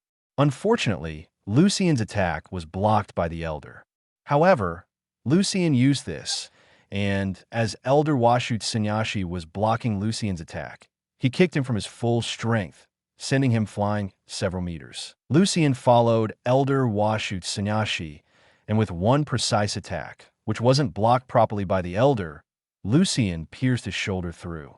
Elder Washut Sanyashi groaned from pain as his shoulder was pierced, and Lucien congealed a Kagun dagger in his hand, swiftly slashing his neck before he could do something. Lucien searched his surroundings a little, storing all bodies inside his cross crest in the special room. He also stored some weapons and ammunition. Then he went to the tent, from whose Elder Washut Sanyashi walked out. When he entered, he noticed that the tent was his because there were some luxurious things, such as a watch and even a bed. He walked to the table and searched through the papers that were on it for some essential pieces of information. He found out that the Washa clan was in the last parts of the excavation of the ruins, and they should already be accessing the ancestral site of the Shue clan. This was a piece of somewhat good news, because Washa clan still didn't enter the ancestral site of the Shue clan. Lucian would consider it heresy for the blood traders to enter the holy ground of the noble house of the East, Shue clan. He spent 10 more minutes searching the tent of Elder Washut Sanyashi before turning around and walking out. He wanted to enter the ruins already and started to clean them from the filth inside. Chapter 61. Ruins. Lucian entered the ruins and walked through narrow paths until he found some kind of hall or something. Fortunately for him, they weren't dark because the Washa clan had already built everything for proper excavation. This hall was not overly big, but not even small. Doors were huge enough to be called a smaller gate. They were made from metal and were dark gold in color. There were several people inside. All of them were agents of Vasuki and were guarding the single door that was at the end of the hall. The entire hall was covered with various carvings on the walls, describing various legends and myths about the Kunlun Mountains. It created a very beautiful and mystical sight. When Lucian observed closer, but still remained hidden, he noticed that the entire hall was filled with various gadgets and crates. Agents of Vasuki were on high vigilance as they guarded the small gate leading to the deeper parts of the ancestral site of the Shue clan. As there were only 11 agents of Vasuki here, Lucian congealed his Kagun and rushed at the closest agent. As this was an ambush attack, the poor man was killed before he could even draw out his sword to defend himself. Lucian proceeded to another one with great speed, killing them one after another. Lucian was too strong for them to resist, and after several minutes they were all killed. Then he stored the bodies inside cross crest and went to the carvings on the wall. One peculiar carving, which caught Lucian's interest, was described as something interesting. There was a fight from several hundred years ago when they were fighting against those holy knights and eradicating them in the process. However, the losses were too huge, and even though they achieved victory, there was nothing to celebrate. When he was reading this carving, he noticed that it wasn't finished entirely. Probably they couldn't finish the carving, as the Shue clan was betrayed and massacred by the Washa clan soon after the end of the war. On another carving, next to this one, was an image of some mythical divine beasts: azure dragon, vermilion bird, black tortoise, and lastly, white tiger. They were very imposing images of these creatures, and just by looking, one could tell the nobleness and divines of the carving. After looking at all carvings and reading them all, Lucian went to the small gate, and with both of his hands, he managed to open it without any problems. The small gate was extremely heavy. Lucian thought the Washa clan must use some machine or something to open it. When he looked back at the hall, some things were reminiscent of some machine. When he looked behind the small gate, there was a deep underground stairway. Even Lucian couldn't see the end of the stairway, but he knew that this was leading to the ancestral site of the Shue clan, as the true site was located deep under the Kunlun Mountains. He walked down, and after half an hour, he finally arrived at the end of the stairway. Before him was another small golden gate, the same as the previous one. When he opened the small golden gate, he almost fainted from what he saw there. There was a giant cave of unknown size. This cave was so huge that Lucian couldn't even see the end of the cave. Small rivers were going through the entire place, and some trees and bamboo were growing there. The trees growing here weren't the same as those on the surface. They were glowing in a light blue color, and thanks to them, the entire place wasn't dark and had a nice atmosphere. Aside from trees, bamboo, and many other plants that were growing here, there were also many buildings and ancient Chinese architecture across the place. Clearly, they were abandoned for several hundred years, and some were even half destroyed. Lucian went to the house that was close to him. It was a very small house, as there weren't any large buildings here. He opened the door and entered the house. The first thing he saw was the skeleton of a man on the ground. Probably some members of the Shue clan managed to survive and either remained here during the war or returned after war and betrayal of the Washa clan. Either way, there is now a slight, almost impossible possibility that maybe someone survived. If they entered hibernation, they could survive for several hundred years, thought Lucien as he searched the house for some valuables. He found several blood essences hidden here, and immediately he stored them away. Then he exited the house and followed the road that was constructed here. The road itself was constructed from stone and was going through entire caves and rivers. Not even 5 minutes went by as 5 agents of Asuki and 2 members of the Washa clan appeared and were already rushing at Lucien with their katanas. Lucien entered Kakuja V2 this time, and he disappeared from the place where he stood. He only appeared behind the agents of Vasuki and members of the Washa clan, with blood on his Kagun katana as he slashed in the air. He looked behind him and watched as all of them fell to the ground, without any sight of life. He stored the bodies inside the cross crest and proceeded further. He constantly admired the beauty of this place as he watched various buildings in ancient Chinese architecture and the unique beauty of nature here as they coexisted together, creating wonderful and rare scenery. He also searched every building on his way and managed to obtain several good things and even some important treasures. Also, he killed several more agents of Vasuki and members of the Washa clan. He obtained tens of blood essences from the houses he searched, which was a good harvest. The good thing about the blood essence pellet of that, even after countless years, it wouldn't lose its effect as it had when it was freshly extracted. Chapter 62. Book Collector. After collecting everything from the small houses around, he went to the first bigger building he saw when he entered the ancestral site of the Shui clan. It was much bigger, and it looked like a tower. The height of that tower wasn't reaching the ceiling of this cave, but it wasn't also too far. This wasn't any tower, but rather a pagoda. It had 7 floors, for what Lucien could see. He went to the front door, and with one push, he opened them. Inside, the space wasn't big, but as it was a tower, he knew that there were many floors. With one glance, Lucien could tell that this was the library. There were many books lined on these shelves, many more compared with Liberty in Aeon House. From what Lucien knew, the Shui clan was stronger than Aeon House. This was mainly because of the fact that they lacked any kind of neighbor here in China. Compared to that, Aeon House shared the territory and thus even resources with Teep's house a long time ago. This was the first level of this pagoda. Lucien went through the shelves and looked at the book there. All of them were about history, geography, and other things. Common knowledge, maybe several years old, but he still stored them inside his cross crest. Then he proceeded to the second floor, which was a little bit smaller than the first floor. Many pagodas tended to have smaller floors as they were higher. Again, he went through all books, many of which were still useless. He still stored them in the cross crest. Somewhere on the 3rd floor. When he was going to the 4th floor, he encountered a little problem. Doors were closed, and he couldn't open them even with the use of force. When he inspected the patterns on the doors, he noticed that something was required to open them, and that something was blood. More precisely, the blood of the noble Ghoul. Then he congealed Kagun dagger and cut his hand, and dropped a few drops of blood onto the door, and they opened. On the 4th floor, there were books mainly about crafting various times, such as katanas, swords, and other weapons that could kill ghouls.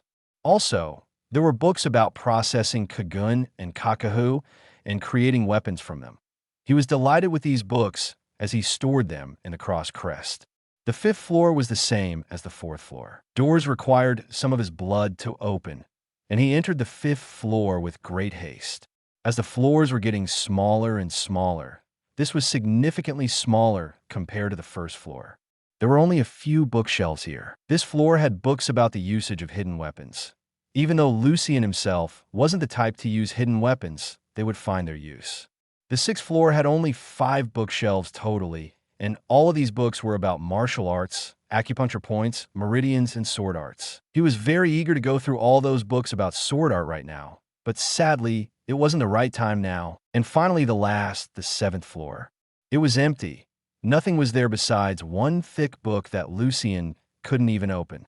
The book itself had an aura of profoundness and wisdom. Besides the book, there was one more thing there. It was the seal with the word Shui.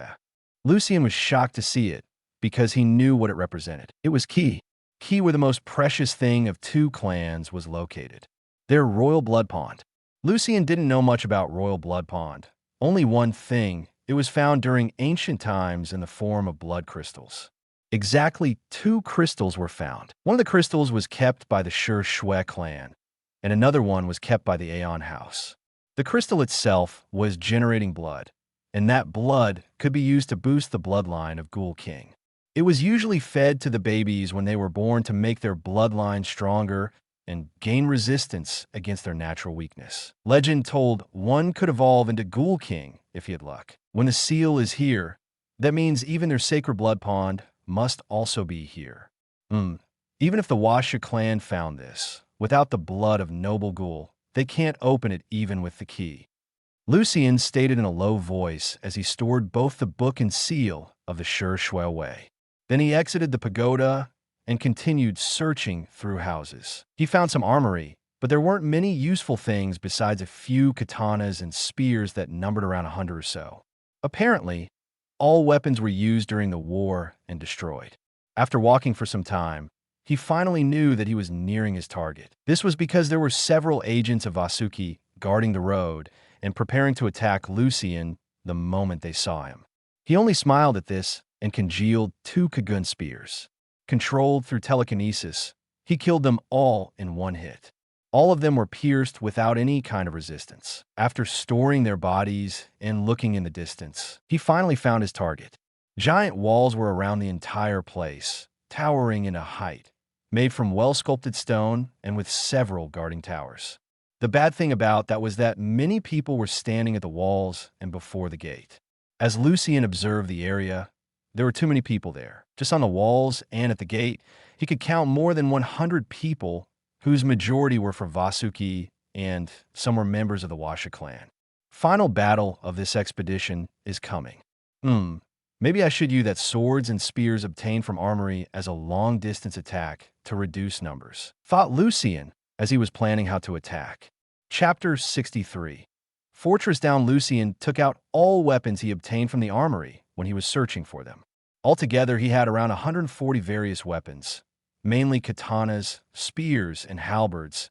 He decided to use telekinesis and do something like bombarding with these weapons. He would be attacking mainly walls because he was lazy to climb up there and kill some surviving agents of Vasuki that would be lucky to survive the waves of flying weapons. He sorted them by 10, as he would be doing attack in waves, always in 10. He controlled the first 10 weapons with his telekinesis, and all 10 weapons were already levitating in the air as they shot toward their targets with lightning speed.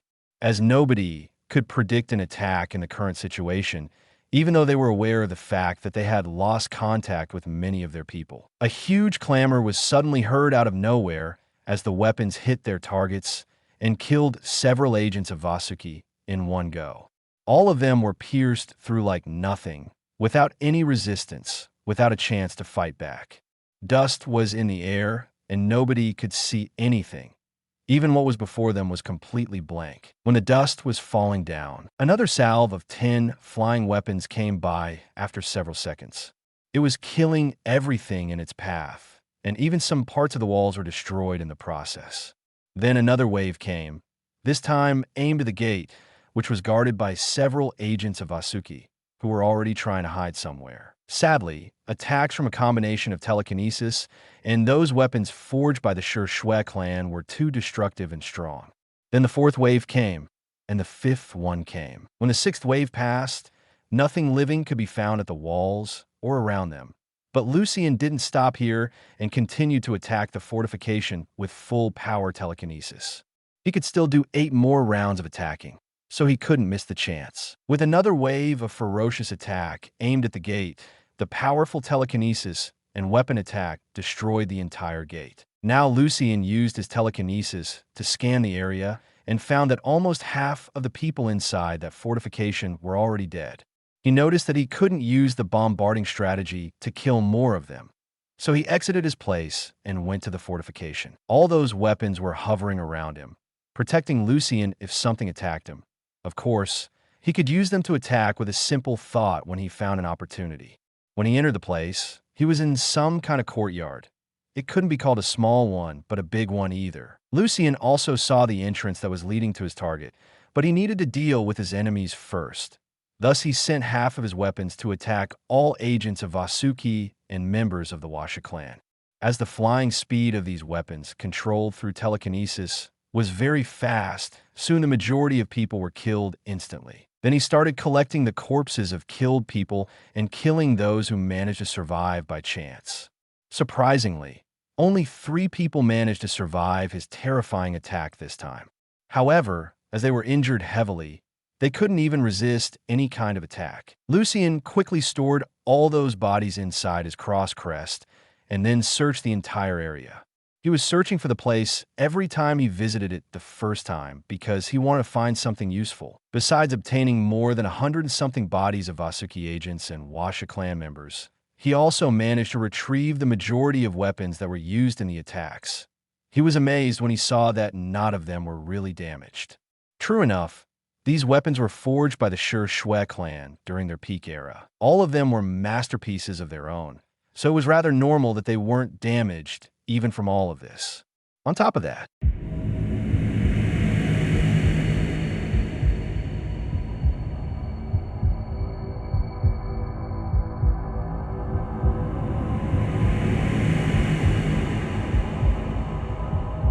no more novels? Take part in the voting. The most requested novels and those with the most likes will be chosen for publication on euroaudiobooks.com. There, I can upload as much as I want without the risk of receiving a strike. Our 18 novels and other content that exceed what is morally acceptable are only published on Patreon or the free novels page. Remember, the site is funded by donations on Ko-fi and Patreon memberships.